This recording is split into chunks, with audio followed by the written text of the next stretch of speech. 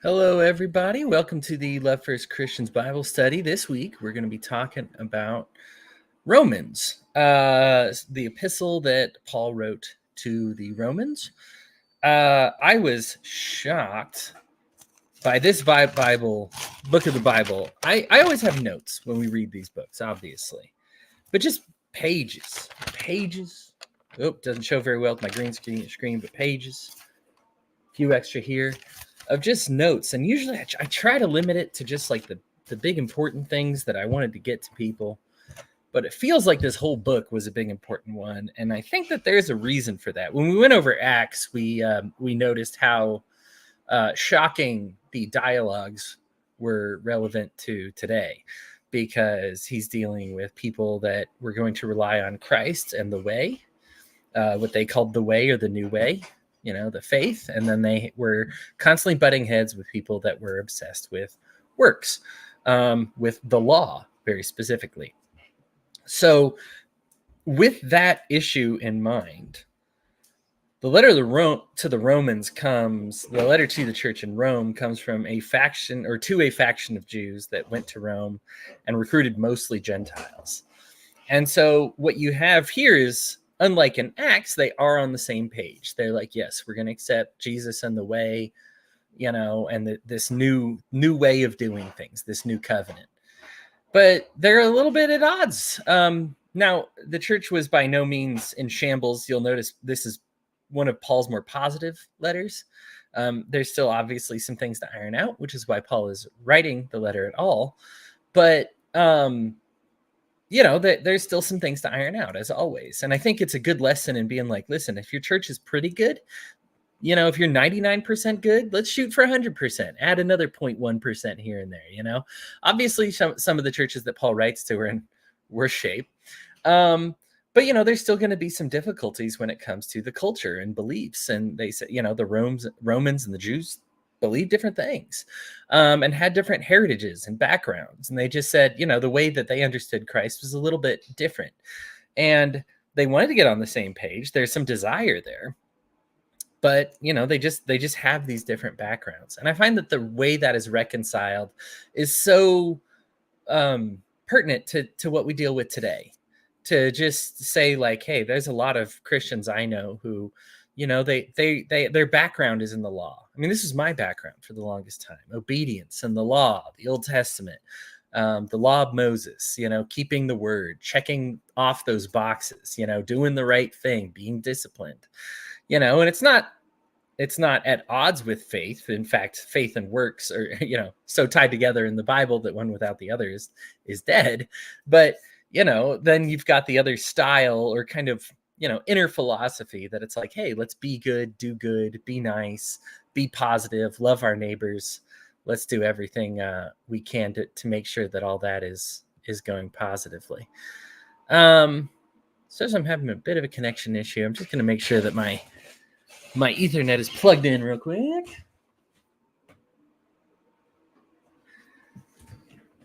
All right, connection's fairly good now. Sorry about that, everybody. And sorry about having to see that Rocky shirt. I know they're having a heck of a year, but so are my Broncos. Let's just say I'm happy that the Avs and Nuggets are getting things started again. That's for sure. Anyhow, thanks for joining us. If you'd like to be here, there's a link in the description for you to join. We are going to get other people in on this discussion as well. I imagine Patty's coming in later. And if you'd like to join the Love First Christians, that link is in the description. Even if you're not a Christian, even if your background is completely different, if you enjoy these types of discussions and want a positive community and atmosphere, if you want a safe place to ask tough questions and struggles that you have, we welcome you to join. We are full of them ourselves. I feel that if you have no tough questions, you're a rather dense person. And so it's okay to have tough questions for God. We have a whole book in the Bible called Lamentations that is a whole bunch of grievances with God. So it's okay to kind of, if you have a certain thing where you're just like, I'm really struggling with this, and you want to talk with some people who might help you iron it out, we would be blessed to have you, and hopefully you would be blessed to have us in your lives. So with that said, I'll go ahead and get started with my notes here, because there's so much. I know more people are going to join and they're going to have some thoughts. So right off the bat with Romans chapter 1, what Paul does, I like the compliment sandwich technique. Those who have been in management are familiar with this, that you say something nice, say something good, and then in the middle, you say something that needs work, and then you end with saying something positive. And the first half of Romans chapter 1, and then like the last 2 or even 3 chapters of Romans is just very kind of positive, fluffy, good stuff, and the real meat of Romans in the middle. Now, I have nothing bad to say about positive fluff. In fact, I think it's very important that we understand the concept behind the compliment sandwich. Because while a lot of people are like, why doesn't he just say what you say and offend who you offend? And, if you tell the truth and you're just calling a spade, like, let's just keep it meat and potatoes. Well, that's not how people operate. And God made people. He likes people. He loves people. So we operate based on a lot of positive reinforcement and a lot of encouragement. Paul himself had a designated person there to encourage him, assigned to him by God. So it's okay to need like some positive words in your life. And I think that this is a good lesson. Just the structure of Romans is a good lesson for how we should talk with people more often. If we have something that we want to correct them with, tell them what you love, tell them what needs to get fixed, and end with what you love again. Remind them that like you want what's best for them. That's another theme within Romans here is we want what's best for everybody. We love people. We're not out to get anybody. We all need God's mercy. We're not better than anybody else. We're not pretending we are. And so if we're constantly just criticizing, well, that criticism comes from a place where we're above people. We stop being a servant to them so much and start being the judge of them. Real issues with judgment. And so that'll get us right there to chapter 1. What might be known about God has been visible since the beginning is a line within Romans that I think is fascinating. Because what God's referencing is a time here before the Bible was being written down. And that there is, and he says the wrath has been there since the beginning as well. So God, the way of God has always been there, and God has been knowable even since before the Bible, before the prophets, before the church, everything like that God is in this world, actively here. He created it, he made it, and to be able to know him, again, what might have been known about God has been visible since the beginning. And I like that visibility. Because it's like, well, what about God is visible? Because obviously when we think visible, we think like, oh, I saw his face, right? But remember that all good gifts come from God. And we're told that as much as you do unto others, you've done unto me, right? So like when you're serving somebody, you're living with God's faith, and it's God serving them and you serving God. It's all tied together. And so if your mother loves you, well, all good gifts come from God. If you have a good mom, then that comes from God, whether your mom says it, knows it or not. But that's visible, right? When you see that food, when you see her tend to your wounds, when you see her, work hard for you, pray for you, love you, attend your boring plays and your bad baseball games, your mother is showing you visible, like God's visible love. And that's visible you don't need the Bible to see that. You don't need to know the name of Jesus to have that. You don't even need to know the name of God to have that. And then the wrath has been there since the beginning too. And that wrath of God is this disobedience. The punishment is baked right into it, right? Like it is, if you are if you are somebody who's immoral or an adulterer or a liar or a thief or a murderer, that there's a real price, a practical price to pay in this world. God is quite practical. You'll see here, he says something, I love this line, I want to find it, that righteousness is based on the truth. And that's later on, but it fits here as well to say that righteousness, it's not like this foreign higher power righteous, like it stems right here in this world. These positive, negative effects, these good and bad things, these things that are healthy and unhealthy for our souls, not just prosperity in like the financial sense, because a lot of people think like, well, I can do really immoral things and get like ahead in this. But, we all feel that spirit. We all have God's Spirit within us. We feel the damage done to our souls when we do these things, when we do bad things to get ahead. We might say it's worthwhile and profitable, but it's not. It doesn't feel good. And so this has been observable since the beginning. So people had access to God since before the Bible and the prophets. It's something that's made clear here at the beginning. So Romans chapter 1, the very tail end of it, gets used often to condemn homosexuals, among other things, And I heard once a doctor talk about the end of Romans chapter 1. And I really liked what he noticed with the idea that righteousness is don't judge, because God's judgment is based on truth. So God's judgment is based on what is actually true. Keep in mind the way that Romans chapter 1 is phrased, the end here. What it says is they exchanged their natural relations for unnatural ones. So and most of the time, this is a very odd bit here, because most of the time when the Bible refers to your nature, it's referring to your fallen nature. It's referring to your sinful nature. It's telling you not to do it, right? Like we are here to become new creations, right? We have this fallen nature. We need to overcome that that nature. But in creation, for whatever reason, God has decided that our natural sexuality is good, according to Romans chapter 1, and exchanging it for one that is unnatural is bad. So it's the one time it really, I guess I can't say one, I would need to study that a little bit more, but it's one instance where the Bible is actually saying, hey, what's natural is actually good here for you. Because we recommend a lot of things that are unnatural. Loving your neighbors more, as yourself, very unnatural. Not coveting, very unnatural. Paul gets into that later. But your sexuality, that's part of your nature, and that is actually good. That's something we don't want you to defy. So as a straight person reading this, you might be like, oh, well, then being gay is unnatural. Well, not to a gay person, that's their nature, right? And saying exchanging what is natural to you for what is unnatural is bad when it comes to this sexuality. It's funny that we harp on the homosexuality part here, because people don't contend with all the rest of it.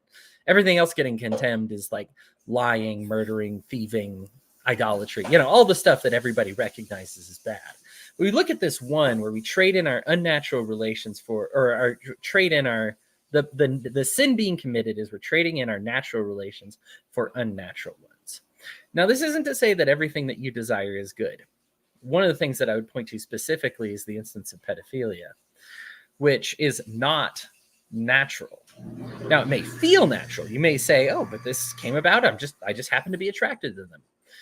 Well, we've talked about this before with other books in the Bible and in this group, that with like the way neuroplasticity works and the way people are raised, that there is something broken in you that has made it so that you're not attracted to people that your age. If you're aging normally and you haven't skipped any of your rites of passage into adulthood, then at 15, you're attracted to 15-year-olds, 18 attracted to 18-year-olds. I was looking at young pictures of Ina Garden today. She was in the news, the barefoot Contessa from the Food Network lady. She's probably from a bunch of other things, and you'll have to forgive my ignorance. It was one brief article, is about all I know about her life. She's talking about her relationship with her husband. And you just look at them when they were young married couple, and what they look like today. And it's night and day difference. But they're nevertheless still very attracted to each other. And you say, well, how can you still be attracted to each other? If you found this attractive and that attractive, well, this is a night and day difference. I turned into something completely different. But if you've been aging normally, nothing's been getting in the way of that, and had healthy relations, you're going to be attracted to people who are your age, right? That is the natural process.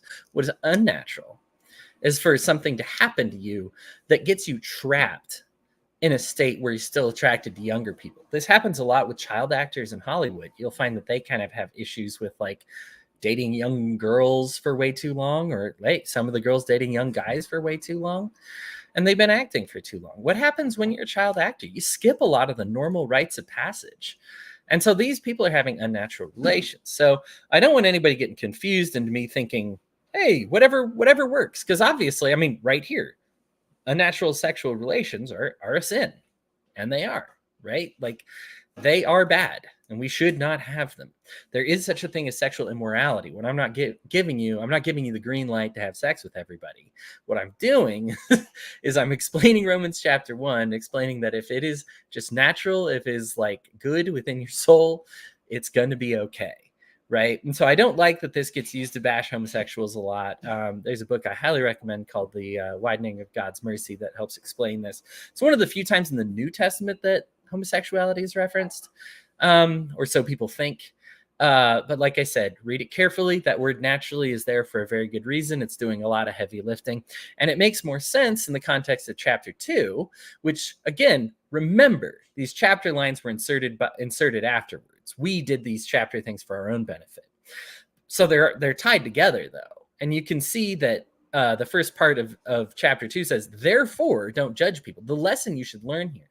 Now, why does it say that? Well, in chapter 1, when it's talking about the people exchanging their natural, sexual relationships and sinning and covetousness and covetousness.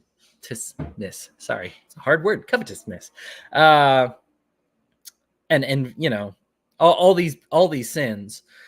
And it says, well, be careful not to judge people that are going through stuff. And we say, what? Well, why is this? Well, actually, the lesson is right there in chapter 1, because it says, God says, if you judge these people, God's going to give you over to the same things, right? If you start becoming all self-righteous and saying, I'm so much better than these people, that God gives you over to it.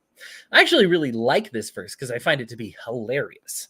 Because if you think about that, the people that oftentimes are like, they're murderers, see murderers everywhere, and then end up committing murders themselves. And this happens all the time in politics, right? Like, hey, they're blowing up innocent people. They're starving innocent people to death. Meanwhile, you're the one sending drone strikes to blow stuff up.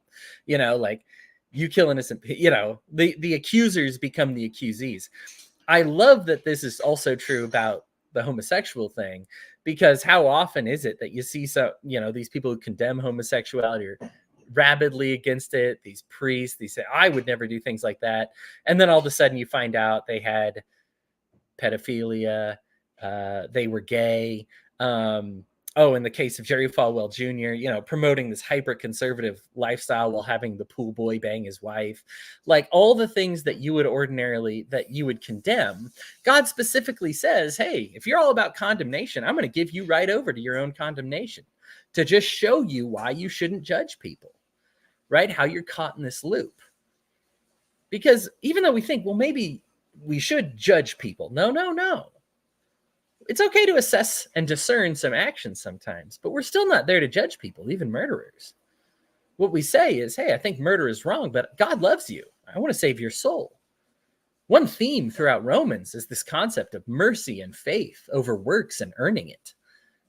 Like, we are all rooted in God's mercy. Paul seems to think that is a very, that's the thing that's going to unify the Jews and the Romans here, is this, hey, we're all saved by faith. Anything in the past is in the past. That's all it is, So he's really wary to right off the bat being like, hey, first things first, don't judge people, especially not by their past. That's coming up later. But really, don't judge them at all. What you want to do is help get them better. So there's a difference between, like, say I know somebody's having unnatural sexual relations, right? Like, getting involved. Let's just say adultery, right? Cheating on their wives, even though, like, the right thing to do is stay married. And again, adultery might feel natural, but it is not, right? It's not within your nature. It's within, like, that's a perversion of your nature. That's something that says, well, I deserve more than what I have, right? This sickness in there. When you're ironing it out and you're healthy, you're not committing adultery. You're not going back and sleeping with people without, that your spouse doesn't know about, right? You involve people with consent. You let them know everything. I'm not saying all marriages look the same, my goodness, especially when we're talking about the Bible here. But, that you're being honest with people.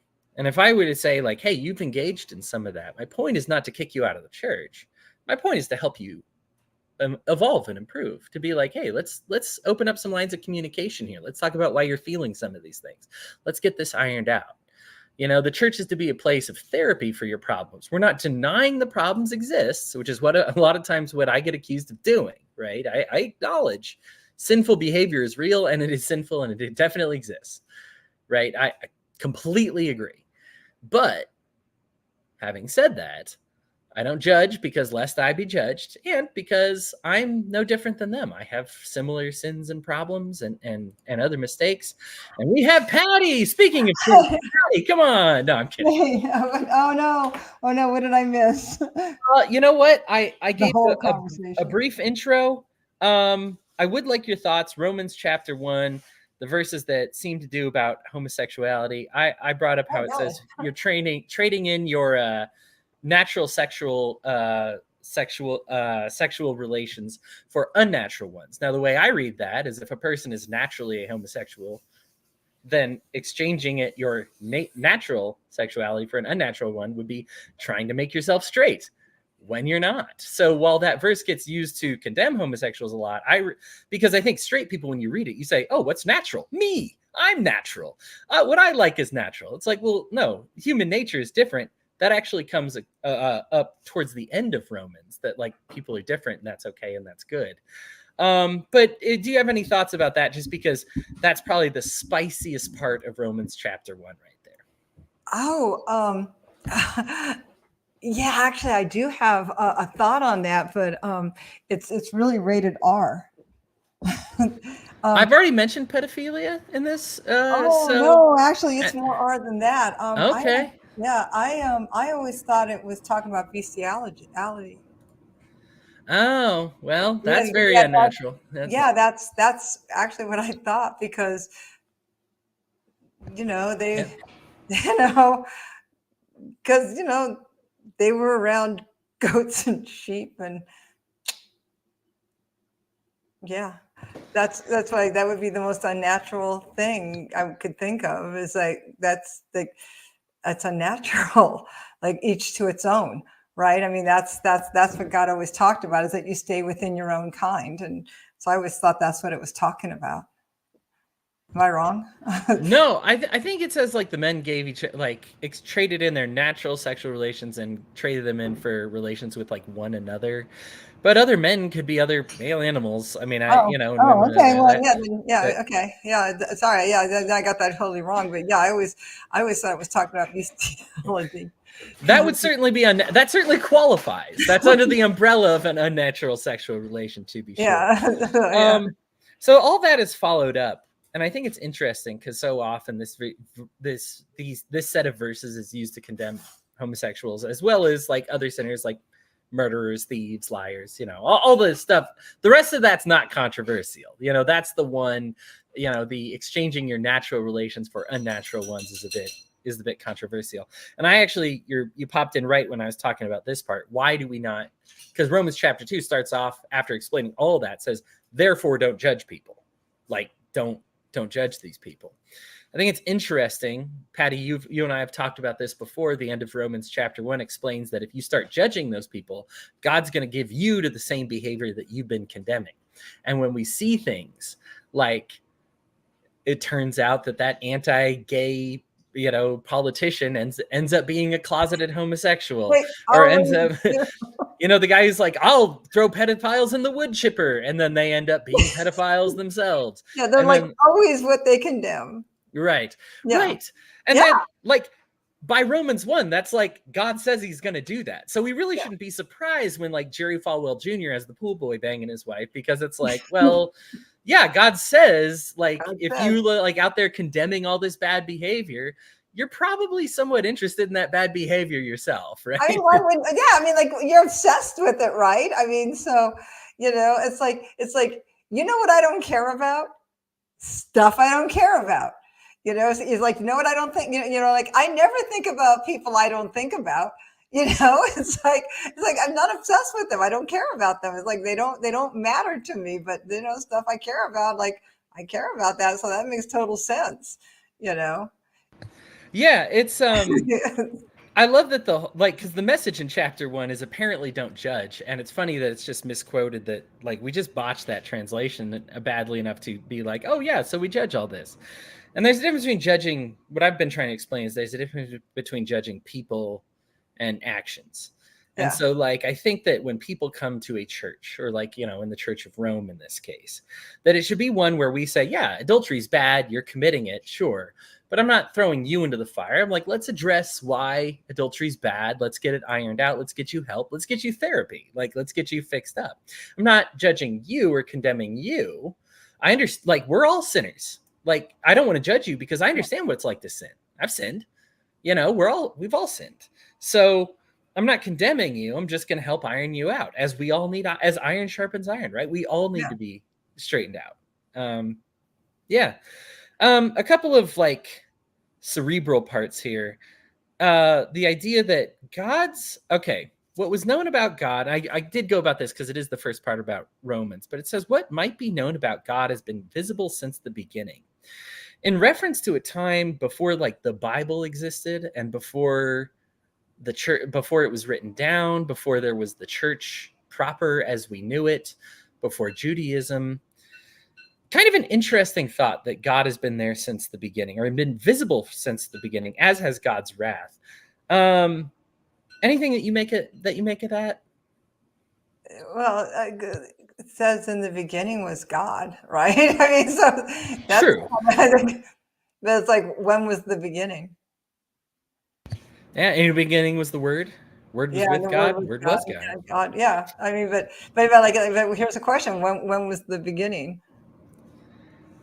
There goes a brain twister. Beginning of the universe, I guess. Yeah, well, I mean, when was the beginning of the universe?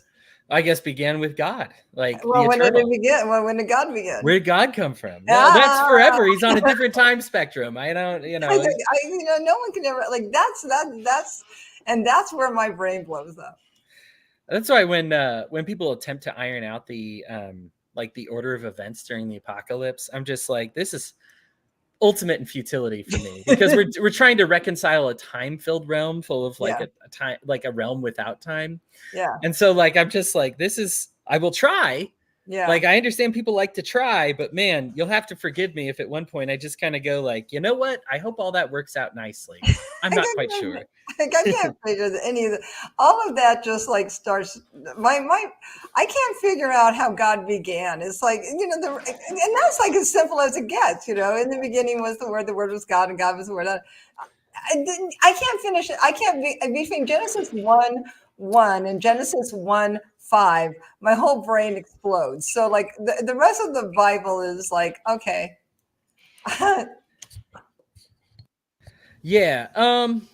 Yeah, it's as it should. I think if we could grasp a world without time, we'd probably lose it a little bit. So I think God made. That's why God had to create time, right? Right, exactly. Create time for our benefit. So you know what? For us, not him.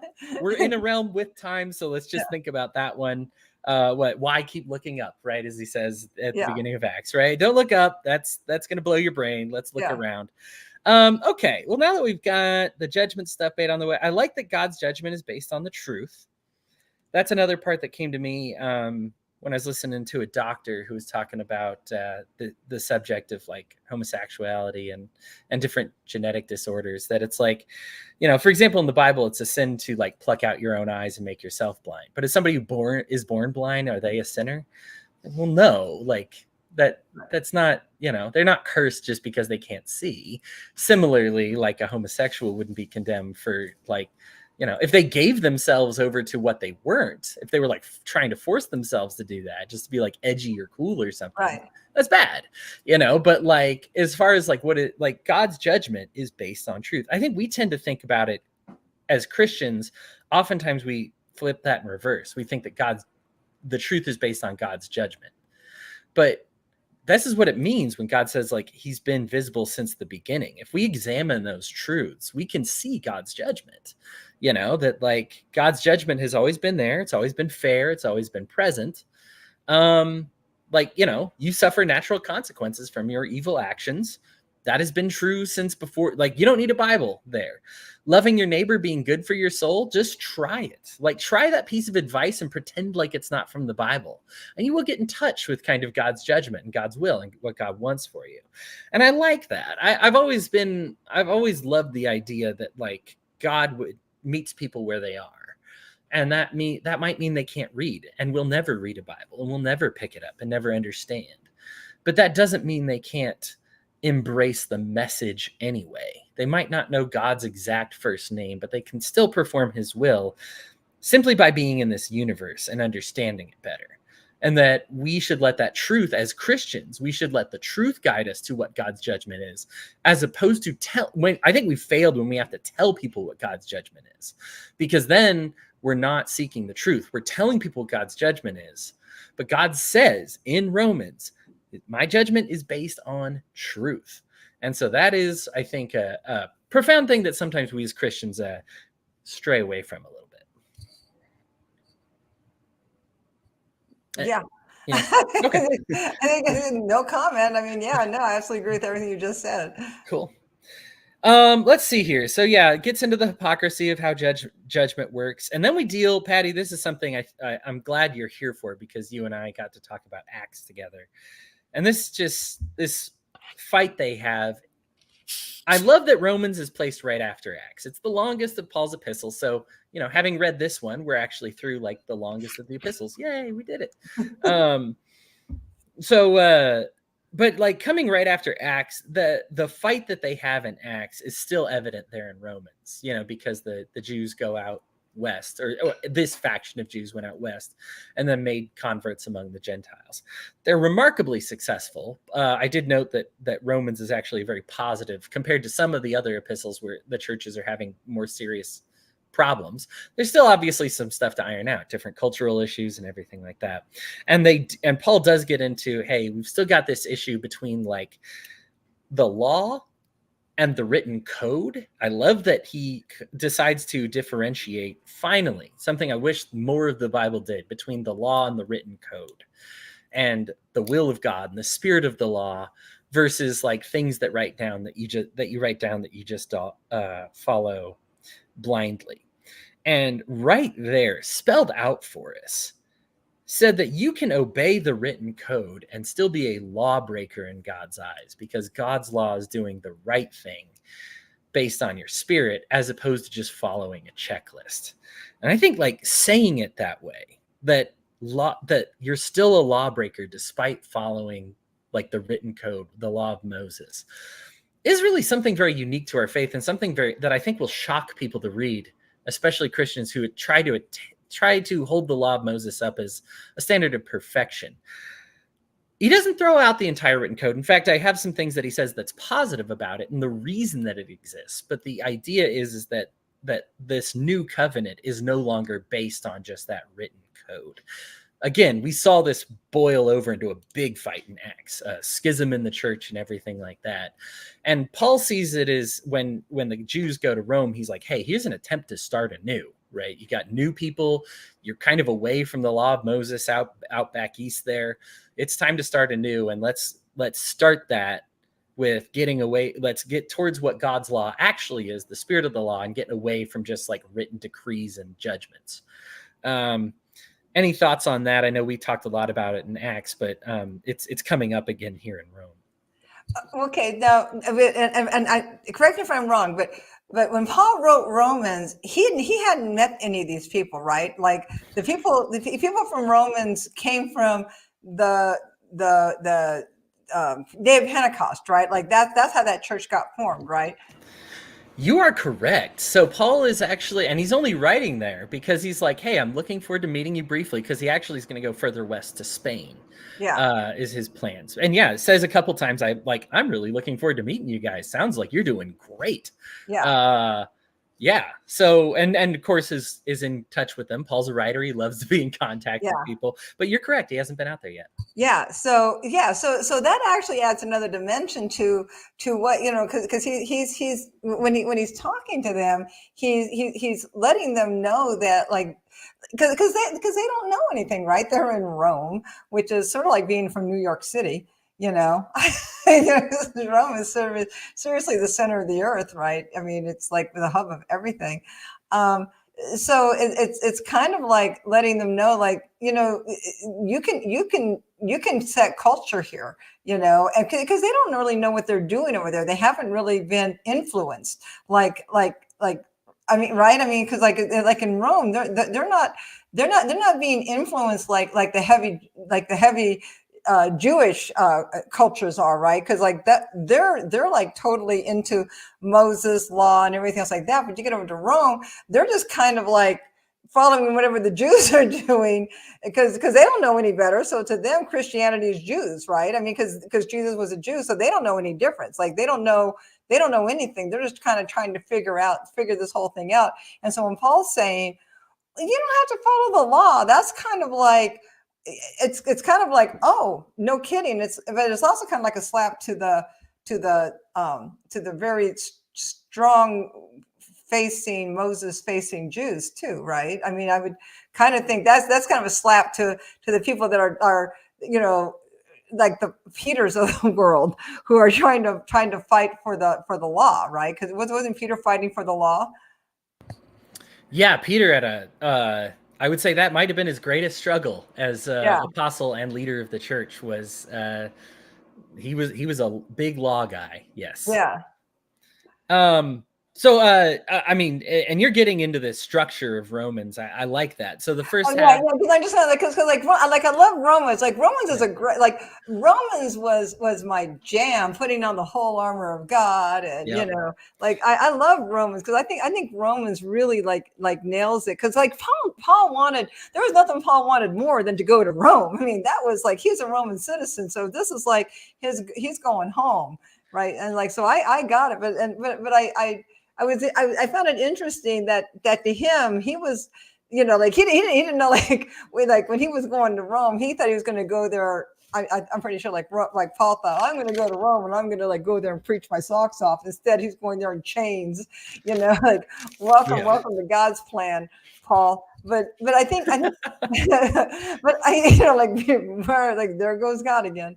But it's like I think Romans is really interesting because it kind of like flips everything on its head, coming out of Acts. This is why I think it's a really good, it's a very good place to start, the New Testament when you come out of the Gospels, then to Acts, and then you start with Romans. It's interesting because it flips everything. It flips the script on the law and the new church. What God wants us for the church to be. But it's interesting because it starts in Rome. It doesn't start. It's where Paul's heart was, and so I just think it's interesting. So I just think it's interesting. Like we should know like what Rome was to Paul, and so it must have been important to God too. Yeah. Because Paul wasn't from God. I mean, because Paul wasn't one of the original apostles. I mean, here was Paul. I mean, he was like, he didn't know Jesus, and he's going out murdering Christians and crap. So, yeah. Yeah. Anyway. If Paul can be forgiven, you can be forgiven. You'll be okay. So the first part of this is actually written to the Jews. Actually, it's kind of an odd break midway through. It's it's even midway through one of the chapters in Romans. And when Paul's like, all right, now let me talk to the Gentile part. Yeah. Right. And I'm like, oh, so you like, it kind of reminded me, oh, this first part, he's actually writing specifically to the Jews, like, and to the Jewish part of the church.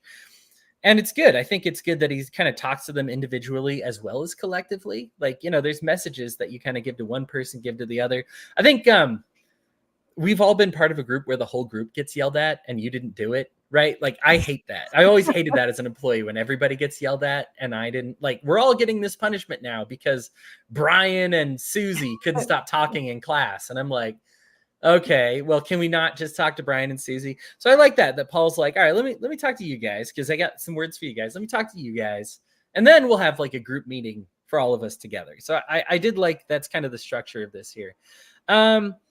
Okay, so when we talk about the lawbreakers, then we move on to, and this one I thought that was interesting. We specifically have a verse against the ends justifying the means. It says, about people that say, let us do evil that good may result. So let's tell like a little lie and a good thing will come up from that lie. Like God specifically says, that's not the way goodness works. That's there is no ends. It's all means. So first of all, you're only making means. Means is just more means. You may say the end, but it's never an end the universe lasts forever. Yeah. So you're just making means. So when you're sowing evil in there, you may think, oh, I got some good here, but like that good is only very temporary, and that evil lasts forever. Like that is something bad. So pretty simple, although it actually came about. I thought it was interesting as I was reading this, because I read it just, I like these things fresh. So I read it just a couple days ago because I wanted everything so that, it was in my mind and fresh. And just after I read it, I was on social media, and there was this post going around where it was some Christian who was like, yeah, I lied, but like we lie like so that good things happen, or that like, I'll try to remember the exact, I'll try to find the exact quote, but I mean, it wasn't like a massively viral. I call it like just a semi-viral thing. People were screenshotting it obviously a lot because it was so audacious, that they were just like, yeah. But the idea is that like, if you tell a little lie, but like that lie helps. I mean, heck, JD Vance today, when they said, oh, it turns out that the Haitians eating cat story ended up being, I mean, the person who first had the story apologized and was like, I didn't know it was going to be this big viral thing. I made it up. Like, it's are you serious? Yeah. So I knew it wasn't true. I knew it. I knew it. I want to say there's like, has there been a Haitian that's ate a cat before? I'm sure you can find a white person that's ate a cat before. I mean, it's horses. I mean, it's like different cultures eat different things, for goodness sakes. I mean, I never doubted that they probably did. I mean, you're hungry enough, you're going to eat anything. Yeah, right. But it was about eating pets. You don't steal. I don't think they would stealing people's pets.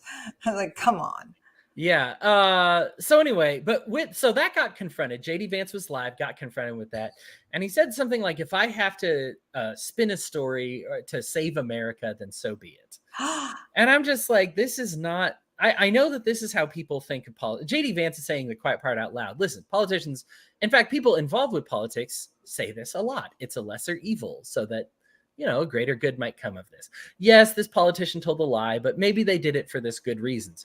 I hate to just jump on the right now, because the left also, Kamala Harris does this all the time, right? Everybody does it, yeah. Right, says a little bit of a lie. It's not true, but you know what? It's virtue signaling to the right people. It's, it might make so-and-so feel good. It sounds good over here. So really, is it really that bad of a lie? And God says, yes, it's that bad of a lie. Stop lying. Stop like acting like certain sins are going to like be better for us. Listen, this includes like murdering people, right? Yeah. Like, we might think, oh, maybe if I just kill this person and they're gone and they're a bad person, I just kill them, that like God's righteousness will be more easily be able to get through.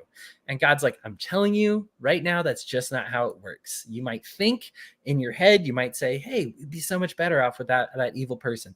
I say, look at the nature of like any violent like revolution or revolt.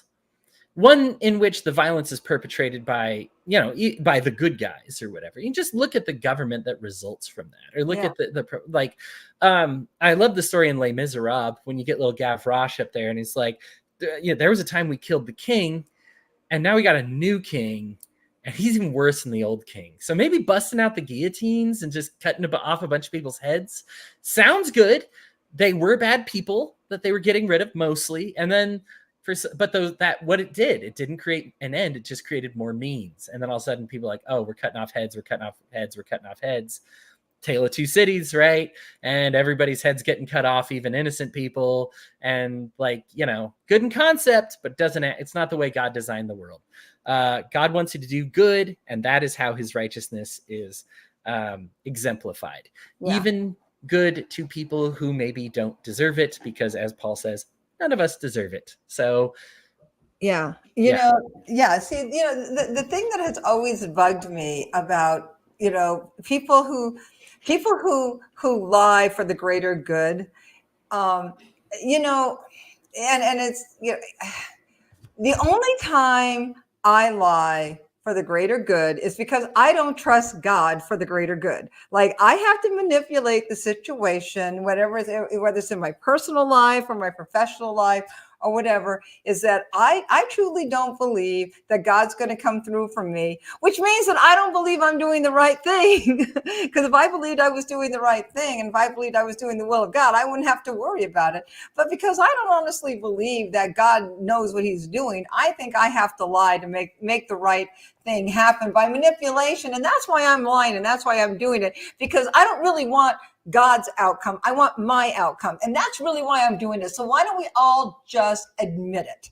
Okay. And so we deserve whatever we get out of that, and we never get the right result. I don't care who you are and what you're doing. If you are lying to get an outcome, you will get an outcome, but you're not going to get God's outcome. And in the end, if you don't get God's outcome, you're going to get a bad outcome. Period. That's it. I mean, because God says it, because the ends will never justify the means. Not ever. It never happens. And I know it because I have been married 3 times. So I can honestly say it doesn't work, people. It doesn't work. I mean, it doesn't work. And now I think I've finally learned my lesson on that one, is that, you know what? No lying, no manipulating, and you gotta let God handle it. And sometimes you don't get, most of the time you don't get what you want, but it is what it is. And sorry, learn how to change, learn how to be the best person you can be, and then just let God handle the rest. But yeah. And by the way, that doesn't mean being an asshole, because I was an asshole and I thought I was doing God's will. It's like, no, God doesn't want you to be an asshole either. So you have to, be the right kind of person, work on you. But yeah, but you have to let God, you have to do it God's way, and lying's never right. If you ever resort to lying to get your way, stop and realize you're not doing it right. You're not doing it right. Yeah. So the meme comes about from a, right wing. He's not as high. He put him halfway between like Matt Walsh and like Stephen Wolf. He's not super famous, but famous enough. 25,000 followers. Tweet says this: "It's okay to use deception in service of defeating the left. It's not sinning in order to do good. It's being righteously shrewd in order to do good. It's also okay to enjoy it. Lighten up." Oh, so yeah, just not biblical. This is a guy who holds himself as both a Christian and political, a guy to get both advice on both those things from. And he is not, like I said, and Romans swiftly condemns this. Don't take that advice. Please, nobody take that advice. I have to grab my cat because my cat heard us talking about cats. And now I'm all excited to find out that they're not eating the dogs. Right. I mean, listen, some have probably. Has it ever been a cultural thing there before? Well, okay, imperialism was part of my culture, but please, come on now. Like, are we going to judge people? Like, if we catch 1, 2, 3 people doing it, does that make all of them? Please. Like I said, this guy's trying to spin a story. He admits to enjoying lying, as a matter of fact, in order to defeating the left, so long as like the good thing results from that. And it's something that, like I said, the guy has enough followers. This isn't like one or, sometimes you get like some of them that go viral have like, I always check and they have like 13 followers. And this is like just the first crazy thing they've said. And, and you just kind of go, oh, man, like, why do the crazies always get popular? But anyway, so and people want followers, and this is, that's sad. I mean, it's sad. Yeah. So Paul gives like what is the purpose of the law then? What I like about this middle chunk of Romans here we're getting into is it perfectly reflects the conversation we have today when we talk about things like, we talked about hell last week, and people are like, well, why would I believe if I think eventually we're going to be saved anyway? And it talks about that. And it's like, why should I have faith if these people are going to be saved anyway? Because they're upset. What Paul has to say about that, I'll get into that in just a moment. But I like that it talks about a conversation that is very hot right now, like still today. And we noted in Acts how pertinent the conversation was. This is still a hot topic today, the ones that he gets into here. So the purpose of the law was to point out sin.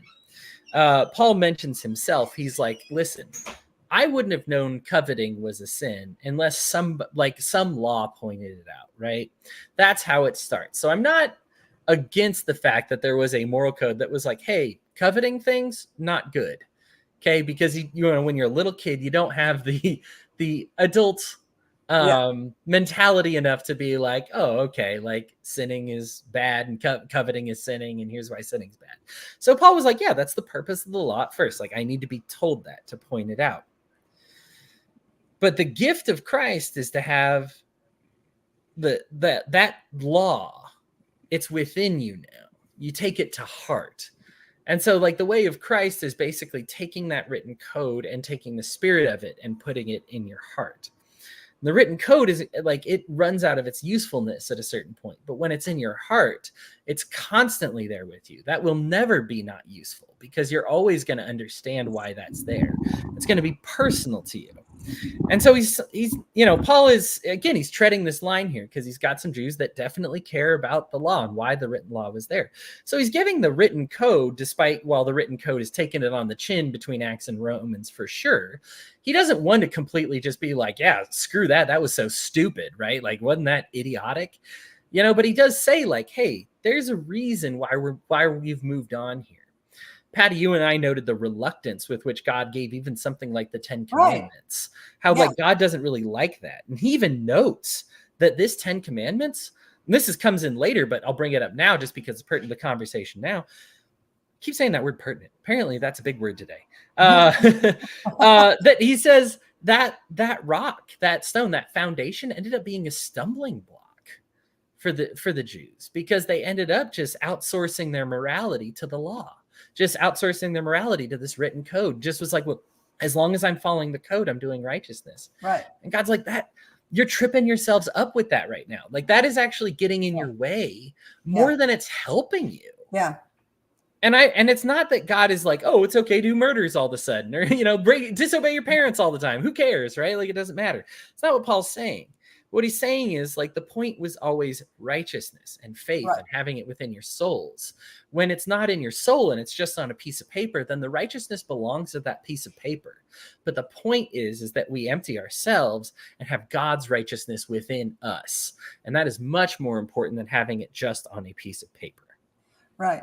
Well, and it's about your heart, right? I mean, you know, the purpose of the law was to get your heart right with God, right? I mean, it wasn't so that you had a checkoff box to get to heaven, right? I mean, it was never about that. So, you know, it's about, you know, like, and that's why, you know, the first commandment was to love God, you know. So, you know,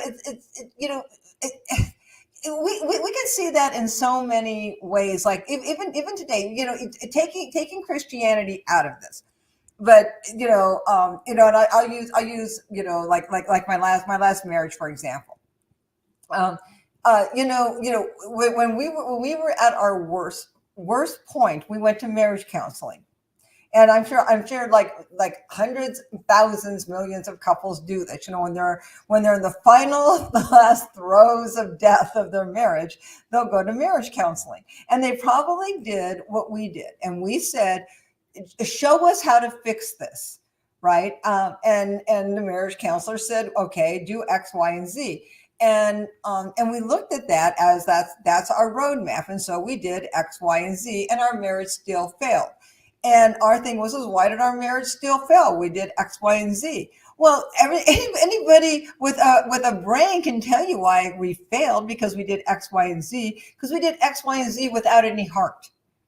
You know, X, Y, and Z wasn't the roadmap to save our marriage. It was the heart that was part of X, Y, and Z that would save our marriage. Just doing it didn't say, like, anybody can do X, Y, and Z. You know, enemies could do X, Y, and Z. That doesn't bring you closer together. You have to have the heart, the love, the emotion, the willingness to bring that, to utilize that, to bring you emotionally back together. If you're not willing to use X, Y, and Z as a bridge back to your relationship, X, Y, and Z is not going to help you.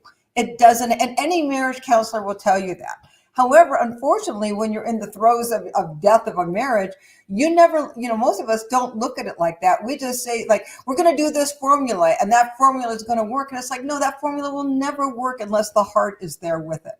And any marriage counselor will tell you that. Right. That's perfect analogy. I mean, just perfect, because it's like, you can feed the homeless, but if your heart's not in it, you're a detriment more than you're a blessing. Right. You might want the kudos for being like, I showed up and I was there. Yeah. But if your heart's not open to it, if you're not like there, like you're hurting more than you're helping. Yeah. And so, and like you said, marriage counseling, perfect example. Perfect. I mean, especially in light of Hosea that we read 2 weeks ago. Yeah. If your heart's not in a marriage, it's not going to work out. You could do everything right. Right. You could physically check all the boxes and do everything right, but that's not what it's about, right? Like the spirit of being in love, is so different. You see Jesus play this when he gets the gift of the incense and Judas condemns him. Listen, this is a guy who dedicated so much of his ministry to helping the poor. So I can understand why somebody might object and be like, but this is like a gift. This is like for fun. Listen, like, you've got to let your heart be able to guide you when it's okay to be like, hey, listen, I need a little leisure time right now. I need a little fun. I need a little spark in my life, and then also I need a little to give other people. It's not abandoning one or the other. You can't make a policy on this, right? Because all people are individuals. That's something that I'm so excited to get to later on in Romans here. But all people are individuals and they're different. And their needs are different. So I can't write in the Bible to say, here's exactly how much incense you should have so that you're happy. Like, some people can run off of less. Some people can run off of more. Some people don't like incense at all and they want some other kind of entertainment or some other thing that makes them happy. And so there's never going to be a policy on this, but the idea behind it, that is something that is true. That's something that's in your heart, right? And this is what makes you more obedient to God's actual law, as opposed to following the written codes, is to have that Holy Spirit, that gift in your hearts, helping guide you. If you love your spouse, it's not go do this. It's here's a good idea. Put your heart into it. It's okay to get advice. Like I said, there's a lot of ways the written code and these commands overlap. If you're following the Holy Spirit and you're thinking about committing adultery, both the written code and the Holy Spirit are going to tell you not to do that, right? Like, but the idea is to move from a place where it's like, I'm not doing it because it's on a piece of paper, and I'm not doing it because I love my wife. That's a fundamentally different relationship and better relationship you'll have if you're doing it because it's like, oh, I love my wife and I don't want to hurt her, versus, oh, I'm not allowed to. Nuts. Okay. Yeah. Yeah. I'll do this until I'm allowed to do that evil thing again. It's like, okay. Yeah. It's like, no, you don't want to do that evil thing again for this reason. And it's like, and you want to do this blessing to your wife because you love your wife so much that the thought of making her happy just fills you with such joy, or with your husband, because the thought of making him happy fills you with such joy, or the thought of making him sad fills you with such sadness. There's just that feeling that's there. It's just that emotion that's there. And when somebody gives you a roadmap that says, look, if you do this, you're going to have a better relationship. And all you can think of is, oh my gosh, I want that great relationship.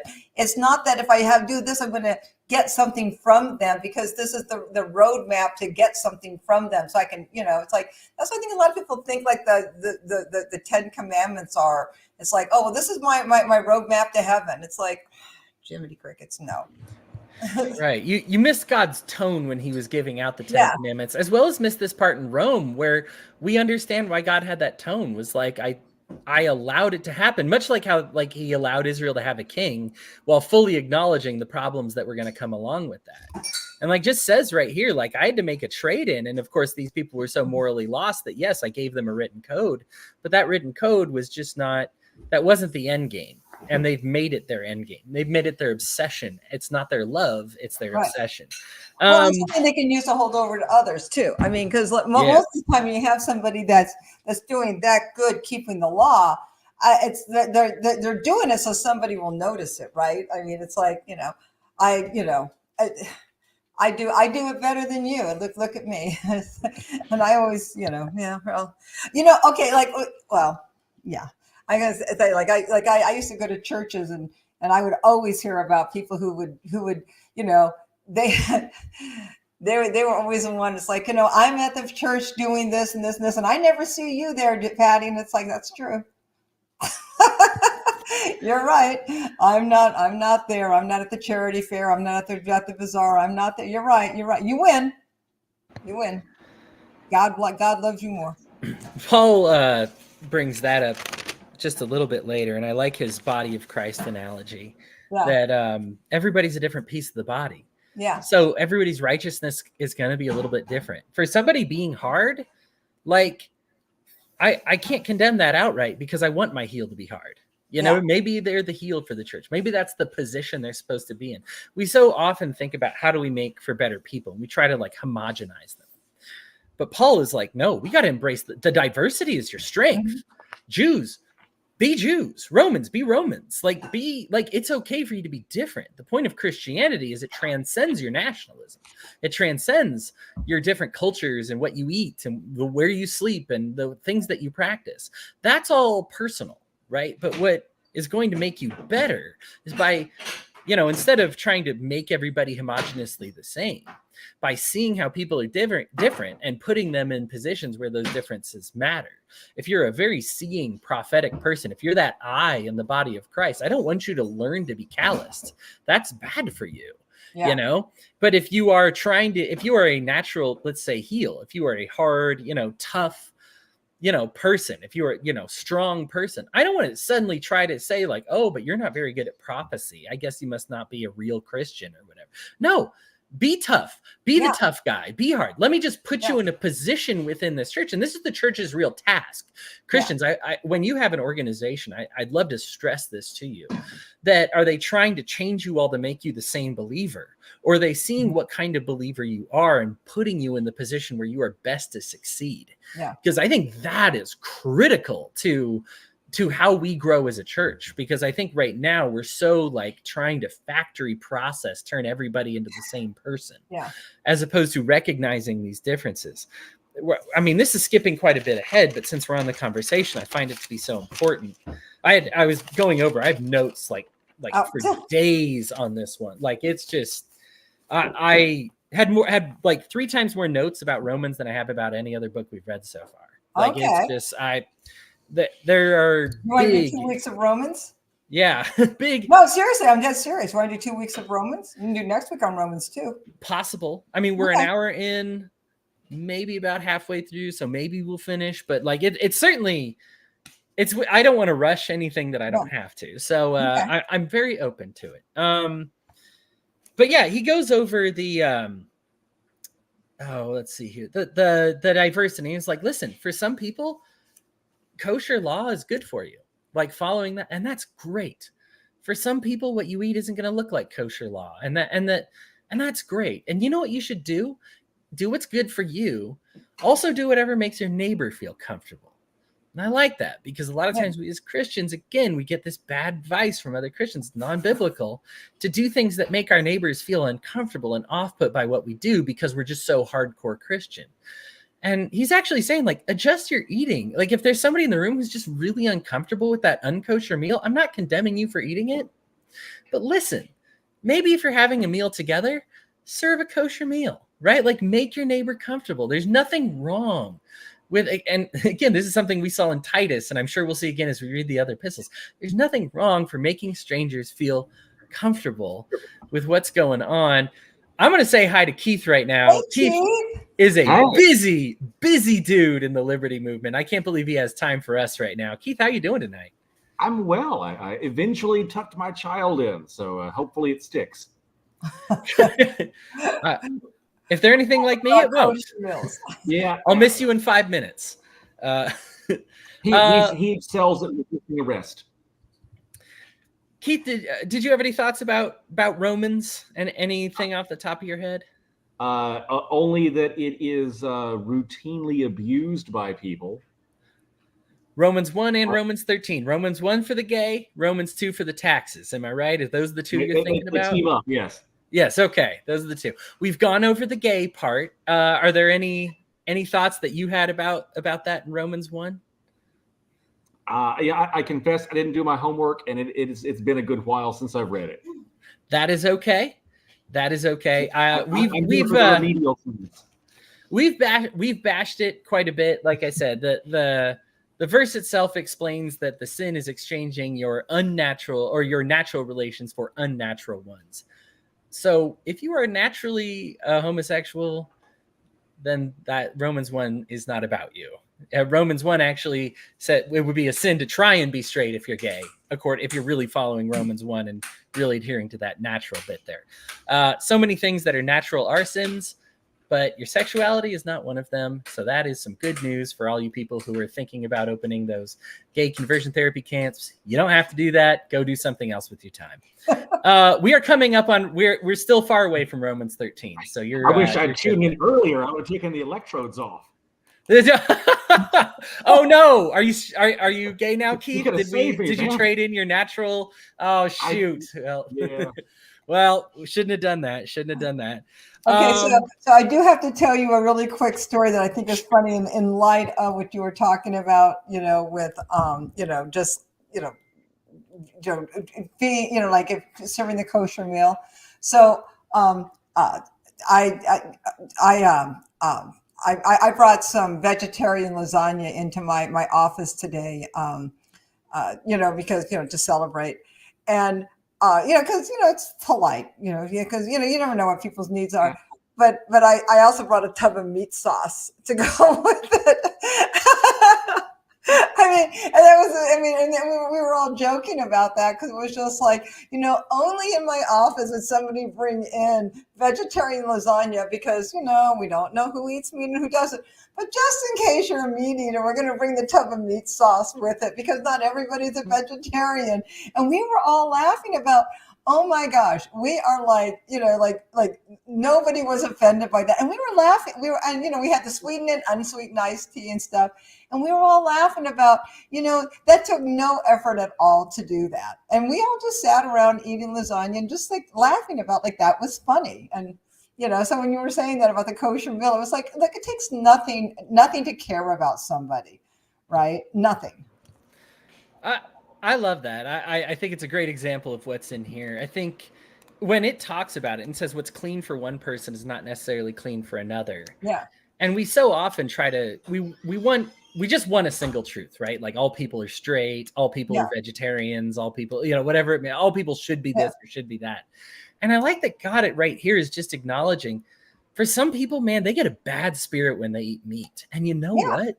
That is a true spirit, like something that I've instilled in them. Like, so don't condemn them for abstaining from meat. And likewise, they shouldn't condemn you for eating it just because you don't get that bad spirit. Right. And I think it's this embracer of diversity, which of course this comes up in Rome because again, he's trying to reconcile the Jews with the Romans, but it's beautiful for our current time period where we are trying to find like, what's the truth? Everybody eat meat. Everybody don't eat meat. Everybody be straight. Everybody don't be straight. Everybody kosher law, no kosher law. Everybody Sabbath, no Sabbath. Like, look, God's like, I made people different, right? There's a reason this is coming on the heels of explaining why it's based on faith and not what he called written code anymore. Like we're avoiding written code because written code got us into a lot of trouble and didn't account for diversity. God does account for diversity. And in fact, sees that as a strength when we make up the church, the body of God. So it's good to have different people, different pieces, different customs. Of course, we're avoiding sin, right? Like we don't want some murderers and some not murderers. Like I'm not trying to, people are going to take this out of context, right? To try and say I'm saying something goofy like that. But, it is important to recognize there are some things where we kind of, if we're stuck here, I find if we're arguing if it's a sin or not, and we're debating about it within the Bible, odds are then it's a sin for some people and not for others.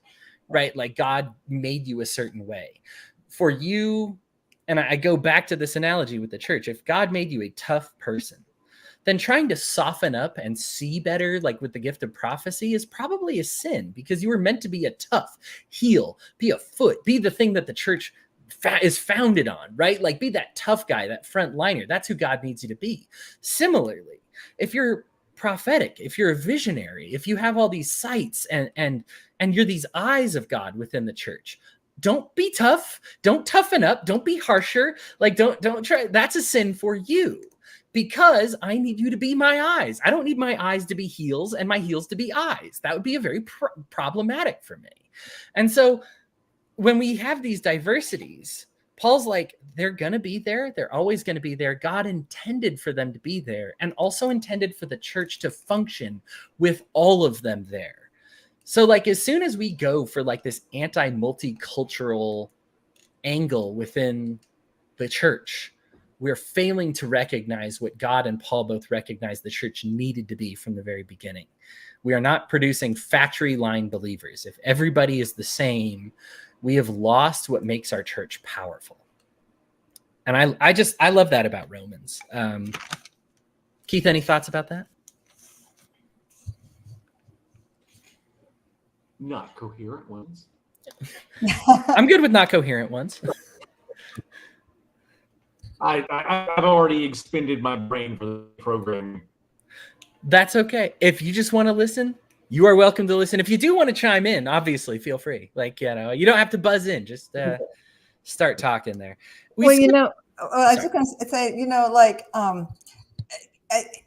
love the fact that you're bringing up that if you want to be hard, like if that's who your natural inclination is to be, that people should not try to make you soft, you know, and vice versa, you know, there's there's a reason why there's so much diversity in the Bible. I mean, and anybody who's been in a room full of people pleasers automatically understands why you need someone who has a different personality in a room full of people pleasers, because it'll make you crazy, you know, because like no one will make a decision.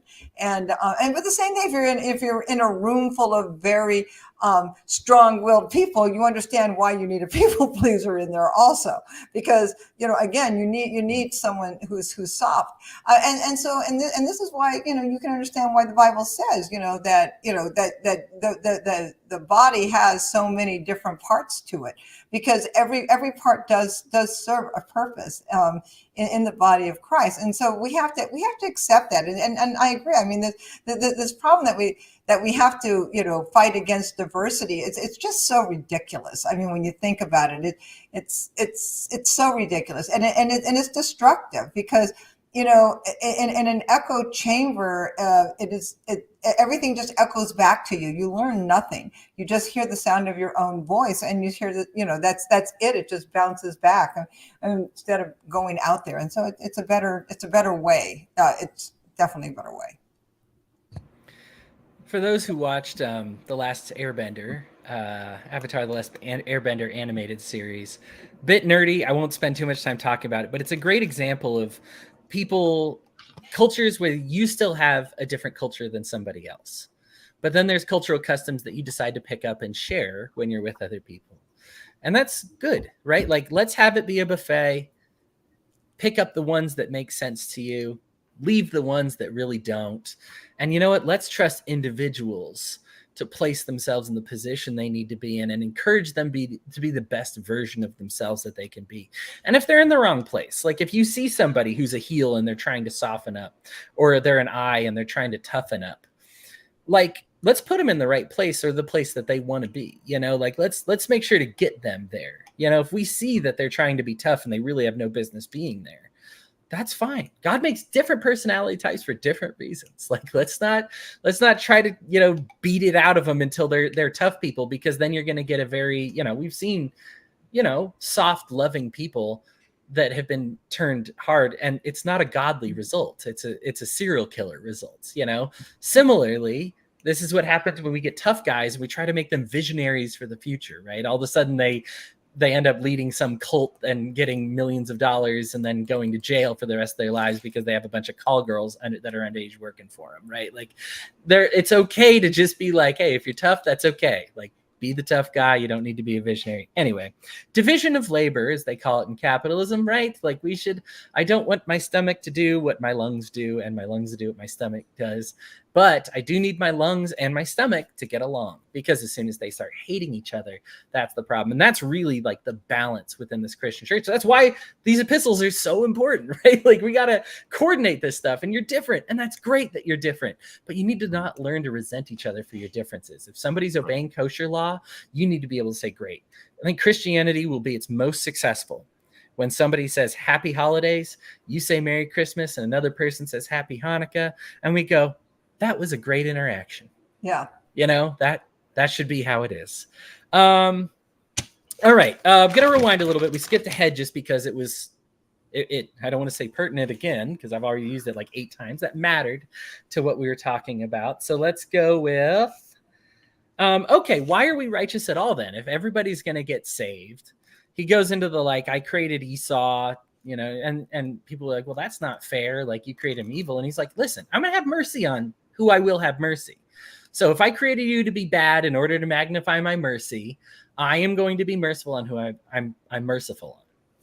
And people listen to this, and specifically, he's writing to the Jews at this moment in time. They're like, well, that's not very fair to the rest of us who had to be like good people and work hard to do it. And God's like, you all exist on grace. All of you have sinned. They sinned a little more than you, sure, but I made them that way. You sinned a little less, but I made you that way. You all exist in a state of sin. He kind of goes off. Like Paul really goes into like, you're a bunch of mouth breathers, dead bodies, walking corpses, like sin bags. It's a really nasty thing. He decides to call all people in the world, but he's like, without grace, we're all terrible, right? Like all of us. So like, don't hold yourself higher than these other vessels and just be like, but I only sinned a little bit. I'm going to have mercy for them. Yes, I will have mercy on some particularly terrible people because I created them to do the job they need to do. And I will have mercy on them because I admit I created them that way. And it's not fair for me to condemn them to hell because I created a flawed vessel in order to show off like who I am, right? But you're not to get jealous when I save them either. I'm both fair and I am merciful, right? And this is why Jesus can be both just and merciful. To the just, to the people that he created badly, to say like, listen, I created you badly. I get that. I'm going to take mercy on you. Don't even worry about it, right? Like, I made you to exemplify who I am. He's also merciful because we who have sinned, even though he didn't create us badly, says, hey, you're in no different a boat, right? I see you guys all in the same boat. I save you all the same. This faith based on works, faith, this is definitely a sola fide. Salvation based on faith is a lot of the middle 8 chapters of Romans. Any thoughts about salvation based on faith, not on works, how God makes vessels? I know it's very general, but that's like a huge part of what Romans is. So any thoughts about that? Keith? So I think that you've mentioned before that you're a universalist when it comes to salvation, correct? So how do you reconcile that with salvation through faith if, for instance, someone has never heard the message? Great question, and one that is distinctly addressed within Romans when he talks about the beginning. When he says that God has been visible since the beginning, since before the Bible, since before that, God's both his righteousness and his wrath have been, what is known about God has been visible since the beginning. So it says. So before priests, before churches, before all that, God is visible. Where do all good gifts come from? They come from heaven. So we are able to have faith in goodness, and that is faith in God. What is God? God is love. I am able to understand the concept of love and therefore understand God without knowing the name of God, without having a church established to God, without knowing Jesus's middle name, right? Without knowing his exact mailing address, right? Like odds are all of us don't have Jesus' name quite right as it's going to exist in the directory when we're looking up people in heaven and we're trying to give them a call, right? Jesus is going to reroute us to where we need to be. Right? Like he's like, oh, there's operators, right? They're like, oh, they dialed. What'd they dial? I know who they're trying to get to. Let me send it to the right place, right? You might know Jesus as your mom who cared about you, as the person in prison who needed help. You might know Jesus in the faces on the street that you need your assistance. You might know Jesus as the person who assisted you. That's all Jesus. That's all God. All good gifts come from God. So if you're familiar with the good gifts, this is why I have no worry about the parable of the sheep and the goats. When there are people that say, I used your name, I prophesied in your name, I did all these good things, and God's like, I don't even know who you are. You guys were out being jerks to everybody. You guys weren't helping people in prison or being kind to people that needed help. I don't know who you are. And the other set, the people who said, God said, thank you for serving me. And what's their response? It's not, you're welcome. It's, I don't remember serving you. Who are you? And God's like, you don't think you know me, but you do. Because when you fed the hungry, you fed me. When you visited that guy in prison, you visited me. When you took care of that person who was cold and welcomed them into your home, you welcomed me into your home. That is a direct verse from the mouth of Jesus about some believers not making it past the pearly gates and some non-believers making it through the pearly gates. And why does this exist? Why is it this way if it's based on faith?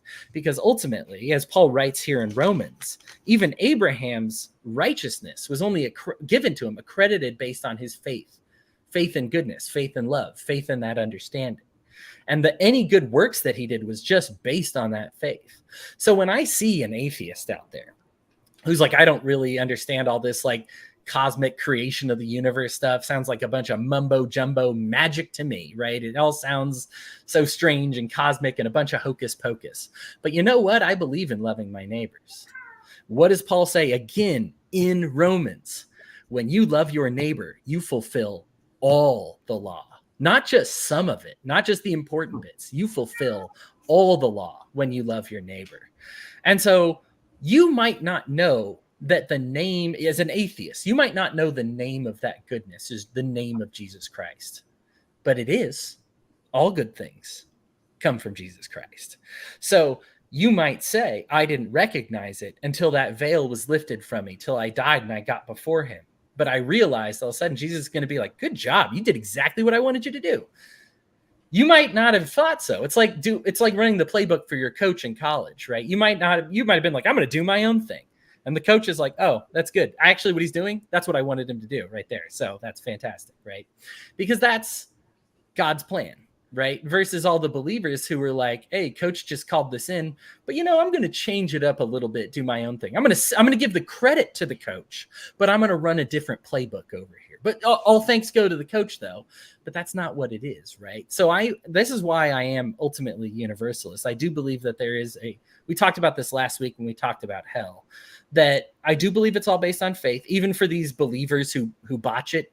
Every knee will bow, every tongue will confess. That is also in Romans as well, by the way. When every knee bows, what does that mean?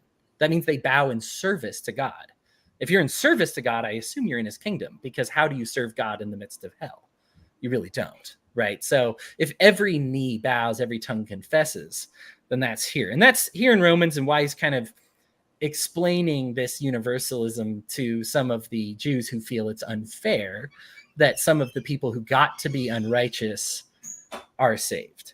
I hope that answers your question. I answered more of it last week when we went over hell, but so much of why I believe this is actually in Romans, that's a very appropriate question for this book in particular. No, I'm so glad that I asked. Okay. Anything you wanted to add there, Patty? No. Okay, cool. So let's get into that second part there. Why do they get forgiven even if they were bad people? Why is it they get saved even if they were bad? That's not fair. They got to have all that fun in this life, and you're telling me they're going to get saved eventually anyway? And Paul's thank goodness it's not fair. Right. Thank goodness it's not fair, because if it was fair, you'd all go to hell. Paul does make that pretty clear here. It's like if it was fair, then the only good person would be in heaven and all the rest of us wouldn't. God's not fair. He gives us a little bit of grace, and we all exist under grace. That's also right here. But the idea that you are not free to sin, you are free from sin, is here in Romans. If I know somebody who is going to do some drugs, and I know that given, Murphy's Law, right? The world is forever. I know that eventually you'll get clean if you get hooked on drugs. Do I still encourage you to get hooked on drugs, or do I encourage you not to get hooked on drugs? The rehabilitation process is hellish. It is difficult. It is painful. It is agonizing. I don't want anybody to go through that. And so, of course, I will advise you never to go on drugs, even if I think you're going to get clean down the road, 300 years, 1,000 years. Even I think your soul is going to get clean and purified, and you will eventually bend the knee and confess eventually, I'd like you to get started on that process today instead of in 1,000 years of going to rehab. Right? Like this is what Paul said. It's like you really have the wrong mindset if you're like, but they got to have all the fun while they were having sex with whoever they wanted to. Like, that's not, cheating on people is not fun. Being dishonest with people isn't fun. Contracting STDs isn't fun. Like, none of this is fun. If what you're looking at and what you see of the world is fun, it's actually not your works that are busted. It's your faith that's busted. And the works are just simply you following this written code, but you're really, you really haven't developed a faith for this written code. You just say you believe it. If you're just, Patty, you brought this up earlier, and I'll repeat it because it was brilliant. But if you're, if you're in a therapy situation and you're like, fine, I'll do this, like I'll do X, Y, I'll communicate better and I won't cheat on you anymore because you don't want me to. Bad marriage, bad. Whereas if you say, hey, I love you, I care about you, and I understand when I cheat on you, that hurts you, and I love you and I want to grow closer to you, so I'm not going to go cheat on anymore. Night and day difference. Both are not cheating on your wife, but the difference is so night and day here. So you are not free to sin, you are free from sin, and that is the point of why we call people to this. That should be an enticing message to most people. We don't want you to get hooked on drugs and then go through that process of getting clean again. Yes, we do believe you'll be saved eventually. But as you read like the parable, like with Lazarus, the parable of Lazarus, where it's like, hey, I don't want people to have to go through what I'm going through right now. This hurts. Can I send a warning? Can I, warn people so that they don't? And it's like, yeah, that's what we're trying to do here, guys. We're trying to warn you so that you don't go through here. This is a better life, not just in heaven, but right now. It's a better life. It is better to be sober than be hooked on drugs 24/7. That's the life that Christians should be offering. The problem is Christians so often have not been preaching their faith. They've been preaching false doctrine. And so the only way to get you to want to believe in it is because you're so afraid of hell or you're so enticed by the reward of heaven. But the idea is that if you're all eventually saved anyway, then that shouldn't matter. What does matter is the way you're living life right now. And Christianity, if you are living it correctly, is better for your life and your soul right now, not later, right now.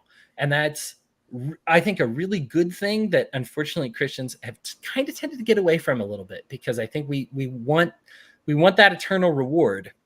And of course, treasures in heaven and all that, right? Like I'm not trying to go against those Bible verses, like absolutely storing up our treasures in heaven. But that process of storing up those treasures in heaven doesn't mean your earthly life is miserable. There are some real tangible rewards that you get from your soul, those fruits of the Spirit that were promised, that we get right now. And I want people to have access to those fruits of the Spirit right now. I don't want them to learn about the fruits of the Spirit later. Oh, love, temperance, patience. You can learn all that. You'll learn that eventually. Just go ahead and be impatient and lustful and wrathful until you die. Yeah. Go ahead. Is that a fun life for them? No, that's not a fun life for them. I want to save them from that life. I want to, as Paul says, I'm trying to liberate them from that life and free them from that life. Yeah. Just because Jesus has Rubicon for your soul doesn't mean you should try to OD on yeah, right. Right. Yeah, exactly. The Narcan for your soul. Yeah, good. Any thoughts about that? Why sin looks fun, but the reason why we tell people not to do it anyway, even if we think they'll be saved eventually? Why? Well, I think I like the drug analogy there. I know a lot of people who enjoyed drugs in their youth and now regret it greatly. Yeah. So. Well, I think sin has a great publicist. It really does. I mean, sin has an amazing publicist, and so, because I mean, when I was younger, I would have preferred sin above anything. And I remember like talking to my nephew once, and he said, let me just experience it, because that's how I learn. I learned through making mistakes. And I said, everybody learns through making mistakes, you fool. I mean, but this is what we're trying to stop you from making really bad mistakes, and he was like, no, this is how I learned. And he learned.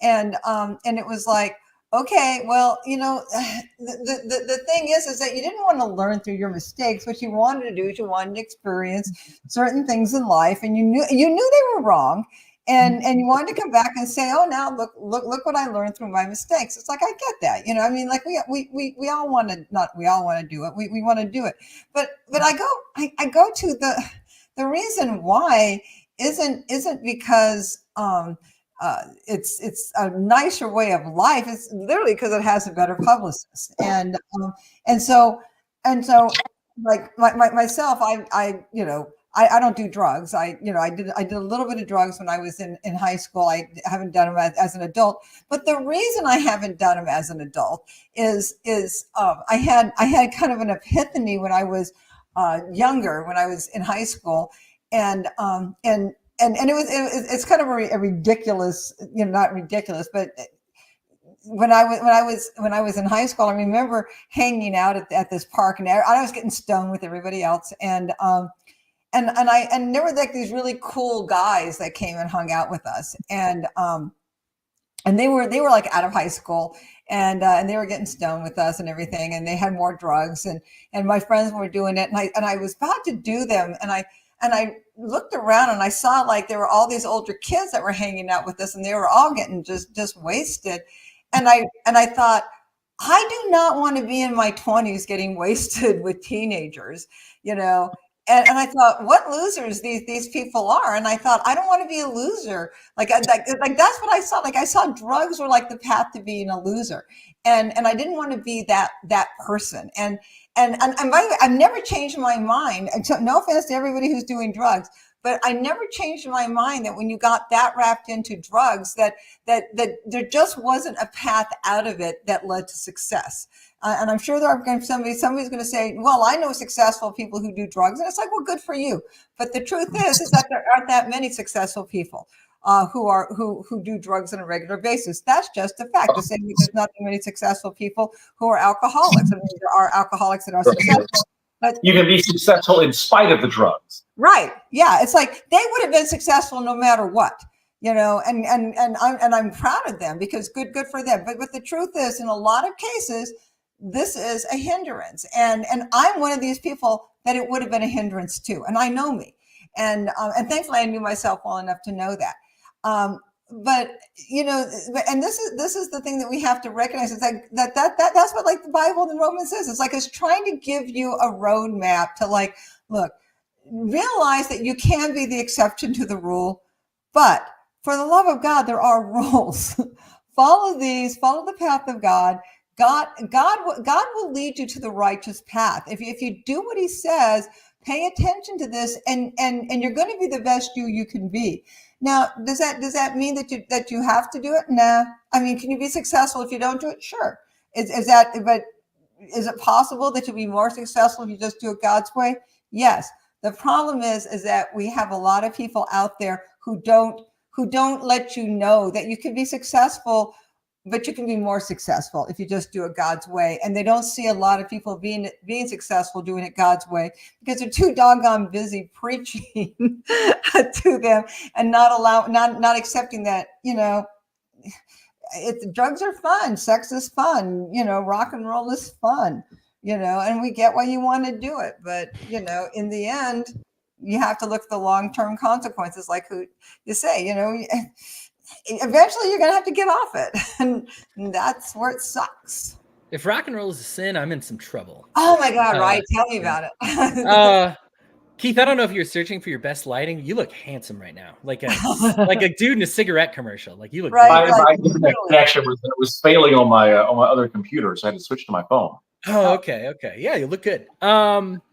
All right, so the Jews, obviously, there was a bit of a resentment that these people got to live these wild early lives.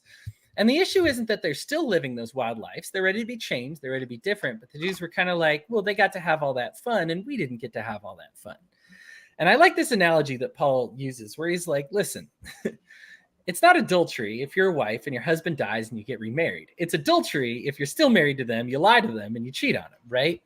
They are leaving behind a dead husband because their sin is death, right? Like all sin is death. So they're ready to leave behind sin and that sinful life and ready to start anew.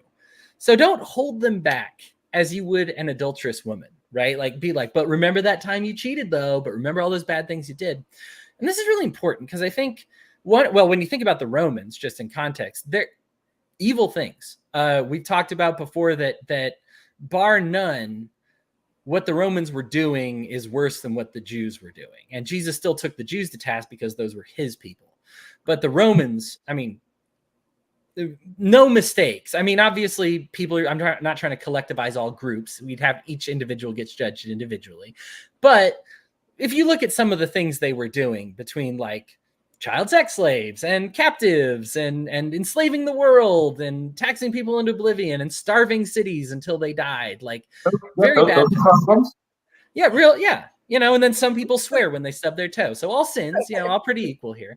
But, when you just say like, hey, listen, I understand that you're like, what? I had to repent because I stubbed my toe and swore, and this guy had a child sex slave, and you're telling me to just forgive him? And God says, yes. Yeah.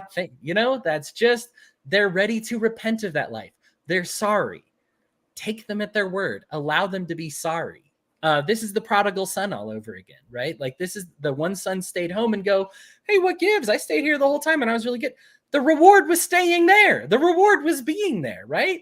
It's not a reward to being able more accountable if they know. Yeah. Patty, you'd have to come slinking home in shame and ask for forgiveness, dude. Think about that. Yeah. Like you got to be asleep in warm beds every single night. You didn't have to like live in your own filth for any amount of time.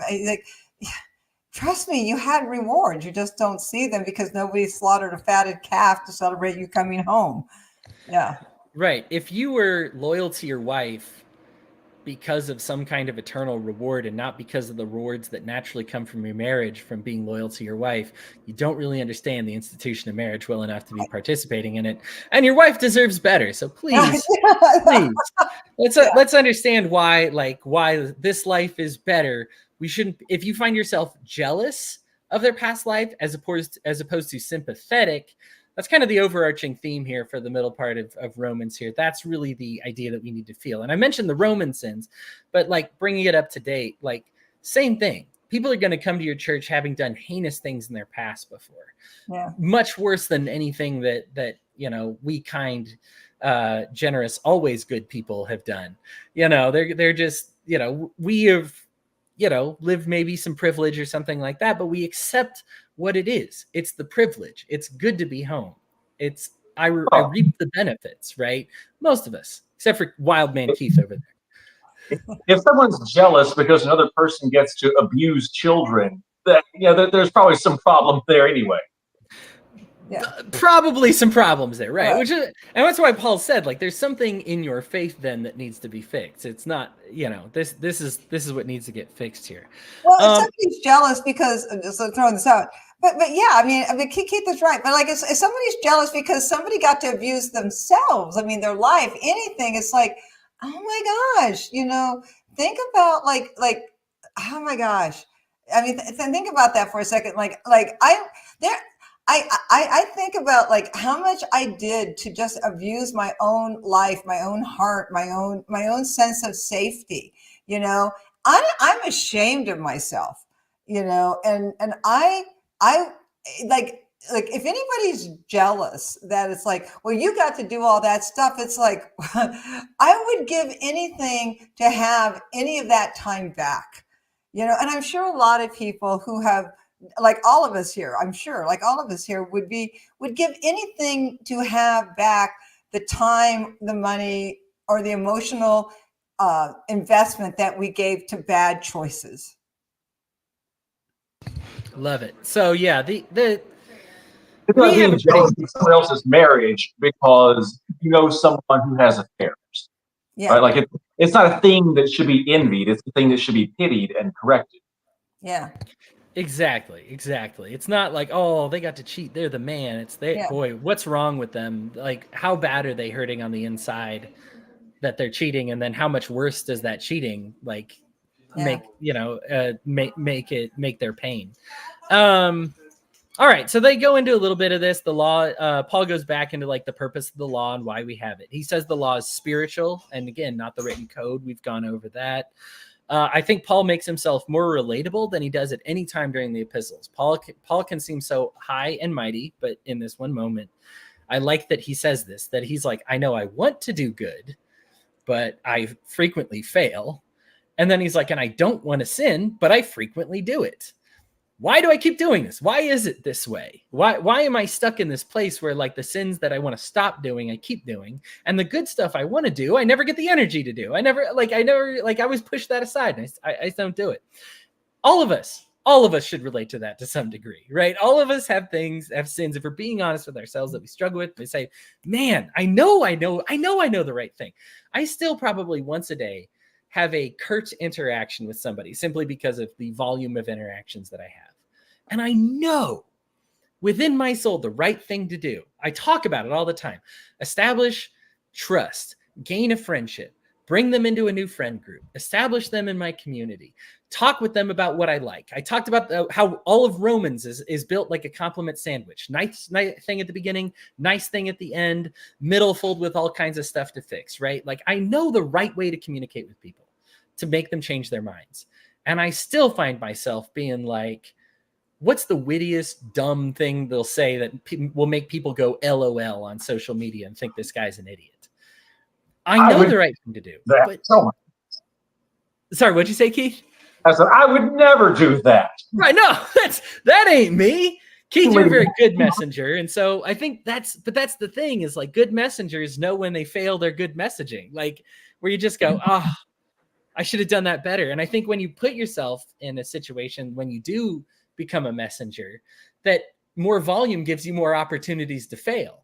I can bat 900 and that's great. That still means 1 out of every 10 times I'm striking out, I mess up, and the more times I get up to plate, the more opportunities I have to mess up. So this isn't going anywhere. And Paul is noticing this within himself. It's just being like, I can't kick this. And we understand that everybody, Romans, Jews, Ethiopians, Indians, Europeans, we're all in this place, man. We're all doing it. We're all going through it right now. Everybody's going through what I go through. We know we want to do right. We fail it. We know we don't want to do wrong, but we do it. And that should enable us to give people more grace, as opposed to making it so that our high and mighty righteousness is that much more unobtainable for them. Go ahead, Patty. Yeah. Andy Stanley, Charles Stanley's son, does this has this really great series called Guardrails, and I love it because when I was going through my divorce, I just spent so much time listening to Andy Stanley, and one of the things he said, which has always stuck with me, is we are the greatest salesmen in our own lives. Like we can talk ourselves into anything. And he said, if you don't believe me, go next time you're on a diet, listen to how much you talk yourself into eating food that's not on your diet. It's like, that's just, because you are your world's greatest salesman. You can talk yourself into buying purchases you can't afford. You can talk yourself into eating food that was off your diet. You can talk yourself into that, that extra, drink of alcohol, which you shouldn't have because you're going to be driving home. It's like, you can talk yourself into anything.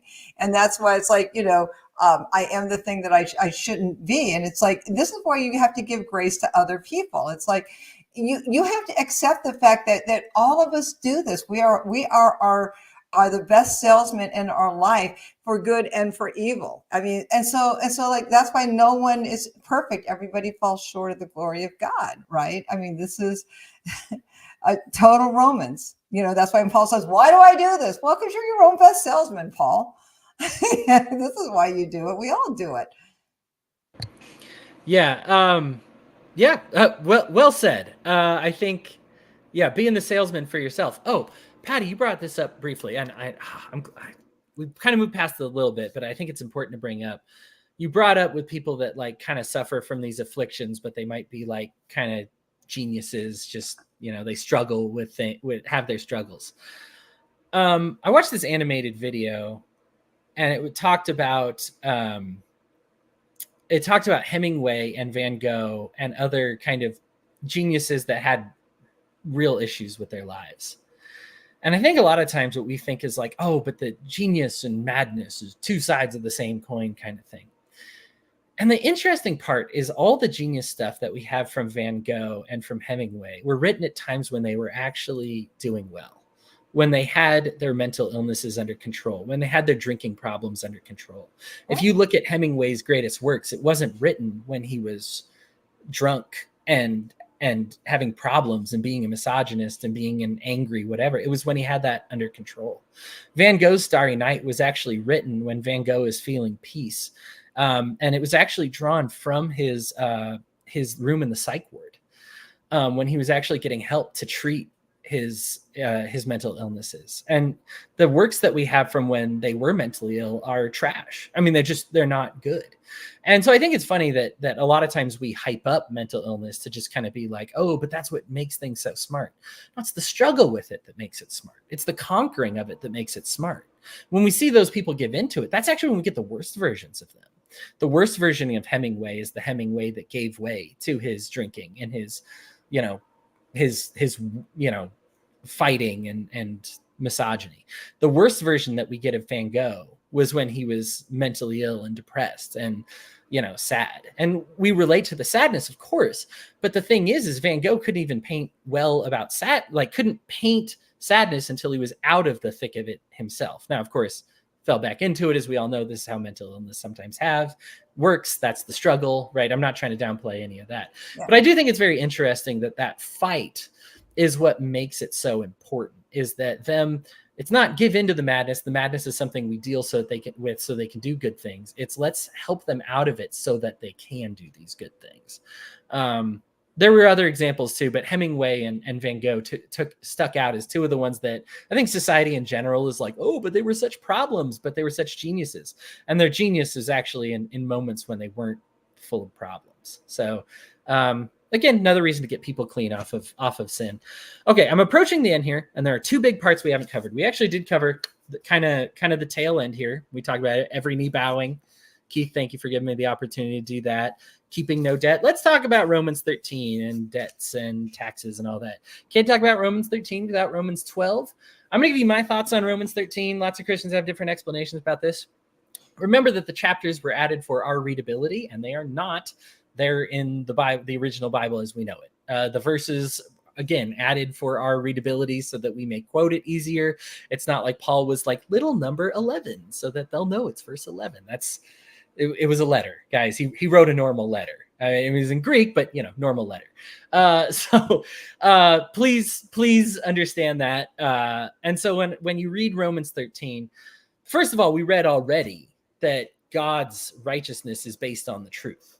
So let's just go with what's true. And if Romans 13 is actually talking about political government, then do you believe that the authorities only act 100% of the time with your best interests in mind, and that they never abuse their power and only want to see you receive help? Okay, so no, right? Like, I mean, even if you're a pro-government person, and I'm not demanding anarchy of everybody, you've at least seen an instance where authorities abuse their power, right? Like, let's all admit that exists. So either the Bible is untrue, or this has been maybe a little bit botched, or our understanding of it is a little bit different than what it should be. So Romans 13 seems to be about government.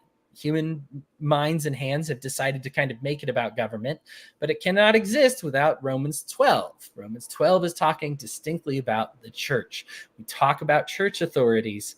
We're talking about the authorities within the church. When you pay, the word taxes is actually, if you want to look this up in an interlinear Bible, same word that used for tribute. Tributes are very different from taxes. Taxes are something coerced against you. A tribute is something that is owed. And it actually goes into at the end of Romans 3 to tell you, hey, good Christians pay what they're owed. If I use a road, I will pay you for the road. If I use this, good Christians cover their bill at restaurants and leave a tip, right? Like this is, by the way, if you go out on Sunday after church, good Christians, I know you're leaving that tip. Don't be the stereotype, okay? But like, right, this is Romans 13, right? Pay what you're owed. But again, like, please understand, like, it's that. And then I also would say, well, people would say, well, what about these abusive churches? That's also important. That is an indicator that that's not God's church, right? Like, I hold that to no different a standard, that as soon as those authorities start acting in an unchristian way, then that is no longer speaking with the authority of God, and you have no obligation to submit to them. So when we're submitting to the governing authorities of our church, we do so long as they have our best interests and they love us, right? And that they have a good overview of things and see it, right? And if that leadership is that way, as soon as they're not being that way, you are free to go. Romans encourages you to do it. Heck, Jesus himself didn't really get along with the Jews to the point where they had to establish their own religion. So if all of a sudden Christianity, as you know it, and your church just isn't working out, Jesus would be the first person out the door and not the last.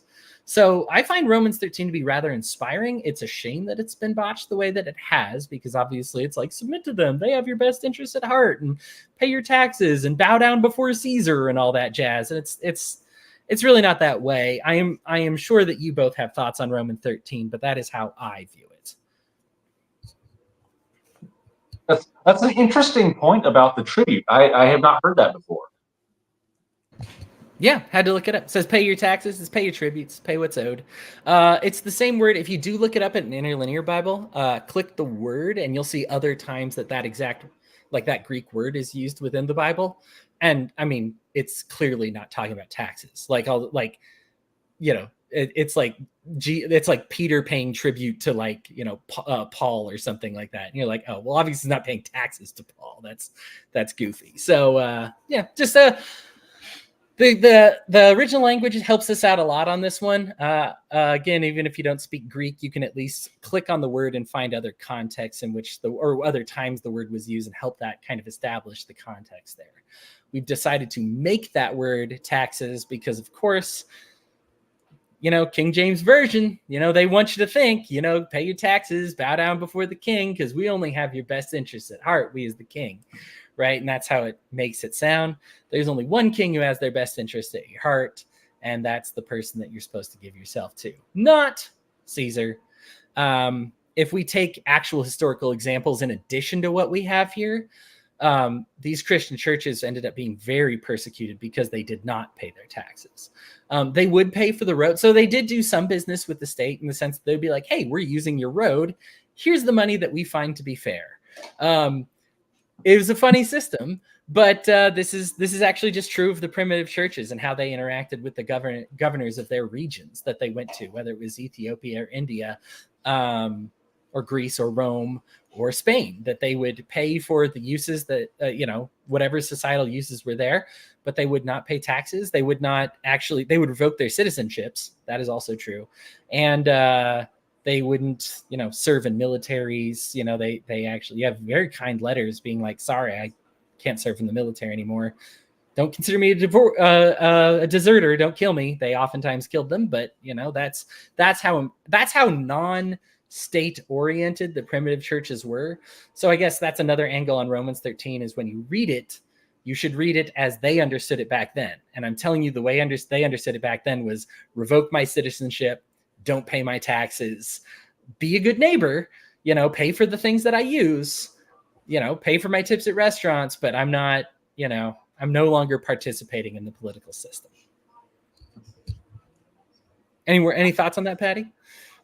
No, I didn't know that. That's interesting as heck. I mean, knowing that actually takes out an entire political group in America.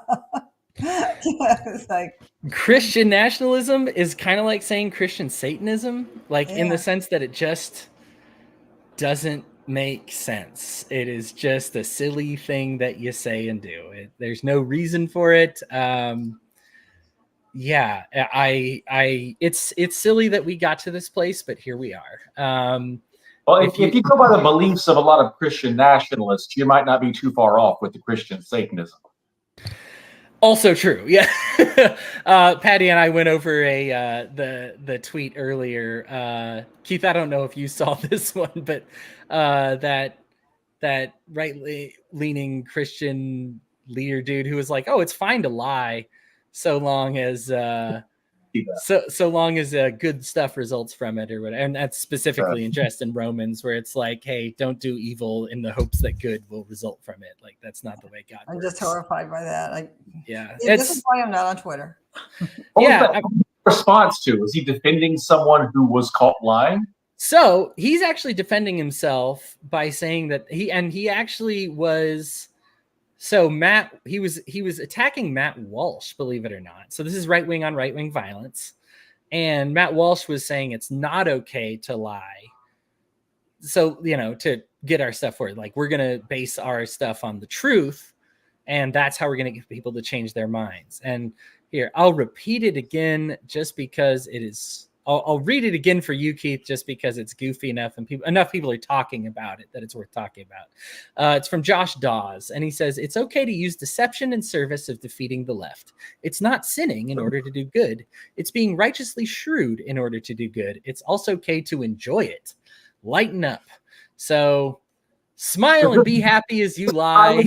Into the pet eating stuff. Yeah.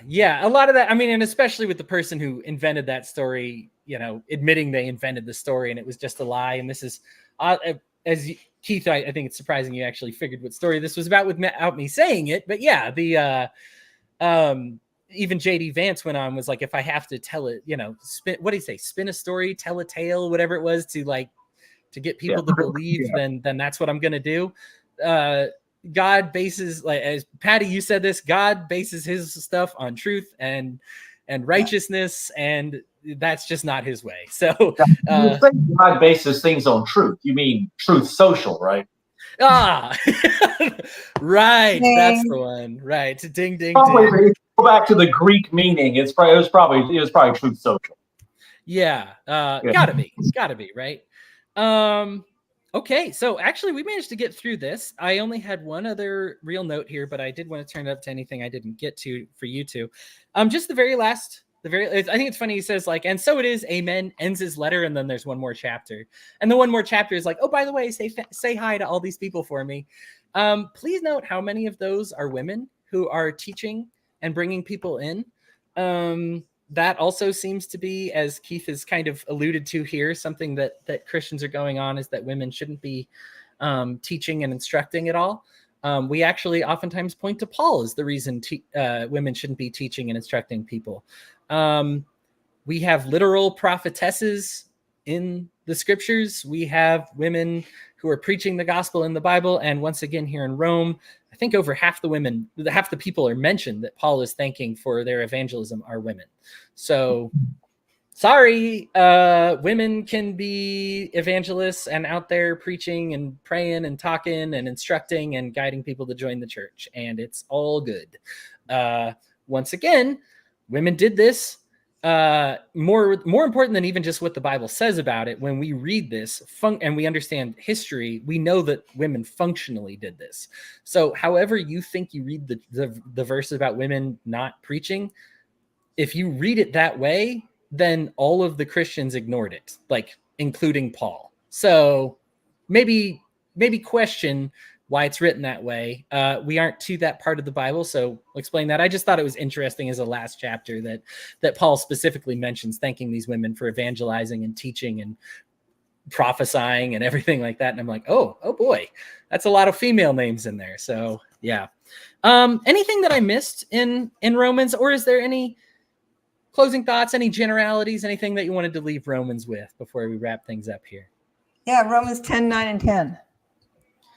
Hit me with it. Or do you want me to look it up and read it? I believe it doesn't say if thou shalt confess with thy mouth the Lord God and believe in thy heart that God raised him from the dead, you'll be saved. For one believes with the heart and is so justified, and one confesses with the mouth and is so saved. Yes. Yeah. I just because doesn't that go tie in with the heart, not the words, not the works. Which I love that, because that's literally the roadmap to salvation. That was how I was born again. Was Romans 10, 9, and 10. Yeah. So I don't want to miss the verse that saved you. Yeah, fantastic. The verse that saved me, yes. Because I was like, well, what do I have to do? And they said Romans 10, 9, and 10. And it was like, oh, like, why 10, 9, and 10? They said, well, you have to understand why you're doing it, like what that means. And it was like, oh, I didn't know that. So yeah, that was that. So that's like one of the most important verses of my life is Romans 10, 9, and 10. Yeah, as you mentioned, that it's belief in your heart. It's not just following words on a page. A huge theme in Acts and again in Romans here. Something that Christians really tend to be botching up today. We've noted that there are many similarities between what the Holy Spirit will tell you and the written code, but ultimately, yeah, it's Well, I'm going to use that cheating on your wife thing till the day I die, Patty. Just if you're loyal to your wife because a piece of paper tells you not to, versus loyal to her because you love her, it's all the difference in the world. And we are shooting for more of the latter and less of the former. Yeah, well, and I was told it's not just like believing in your heart; it's confessing with your mouth. I mean, it's like acknowledging. There's an open acknowledgement. It doesn't have to be like it's like that old joke. How do you know a vegetarian? Well, they'll tell you. It's just like making it known to people, like when like confess, like not being ashamed of it. And that's when it goes back to cheating on your wife. It's like, well, how do you know that you're not available to cheat on your wife? Well, because you'll tell people, they'll know, so it's like, but you have you have it in your heart, and you also confess it with your mouth. It's like, it's something that it's always there. And so, so it's not just like a one shot deal. I mean, I guess I've been told once saved, always saved. I don't know if I honestly believe that, but I've been told it's true. So I hope it's true. But that constant confessing and that constant belief should always be there. So yeah. Sweet. I'm gonna bring no, I'll save that for the end. I love it. I think you've got the criminal on the cross who didn't really have any opportunities to do any good works at all, right? Yeah. But Jesus knows his heart. He doesn't even really say like I believe in you as Lord and Savior. He's just like, hey, if you could just remember the idiots like me when you get to your kingdom. And Jesus I no, he did though, because he said, tone down your rhetoric, dude. This guy's done nothing. Like he's blameless. He didn't do anything wrong. He didn't do nothing wrong. Like we messed up. We deserve to be here. He didn't deserve to be here. He had to have known. Like, how did he know that? Like, how did he know Jesus was blameless? Like, he had to know who Jesus was to say that. Yeah, possibly. Or like, I mean, and this goes in with like, how well can we know him? Like, and the difference between knowing, and I think this is what I'm trying to illustrate here. If I could say it right, it's knowing Jesus. When I keep saying like, you don't know his exact name, but God makes sure it gets to the right place. There's a difference between like knowing Jesus's name and knowing his works. And I meant the parable of the sheep and the goats. Like when you know Jesus, like I know Jesus when I am taking care of the homeless.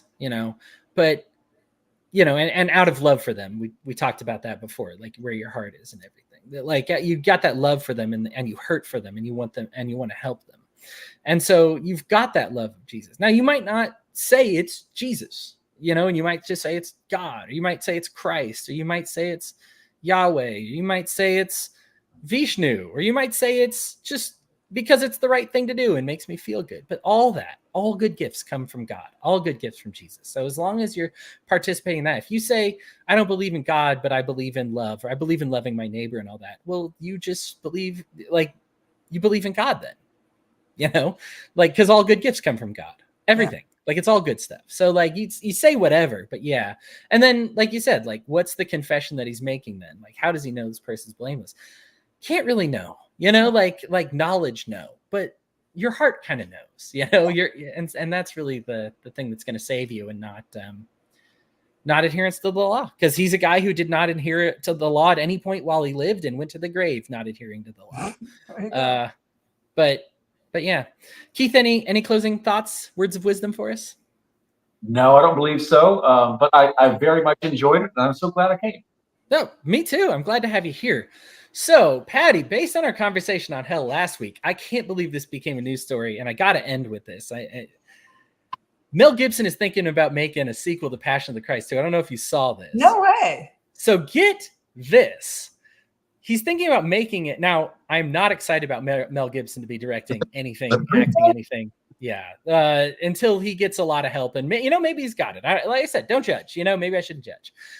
So I hope God has helped him a lot on that. I would prefer maybe another director, but he's gonna make, like, when people are like, well, what would the sequel be? And he brought up the harrowing of hell, where Jesus rescues the souls in hell. So No for way. those who are actually interested in, like, because sometimes when I talk about the harrowing of hell, people are like, that's so extreme and out there and whatever. Now, listen, me sharing a belief with Mel Gibson does not make me feel more in the loop. However, Mel Gibson did not get the harrowing of hell from himself or from my little show or listening to me or something. It is a real thing. But yeah, I just thought it was a cool confirmation to what we were kind of talking about when we talked about hell last week.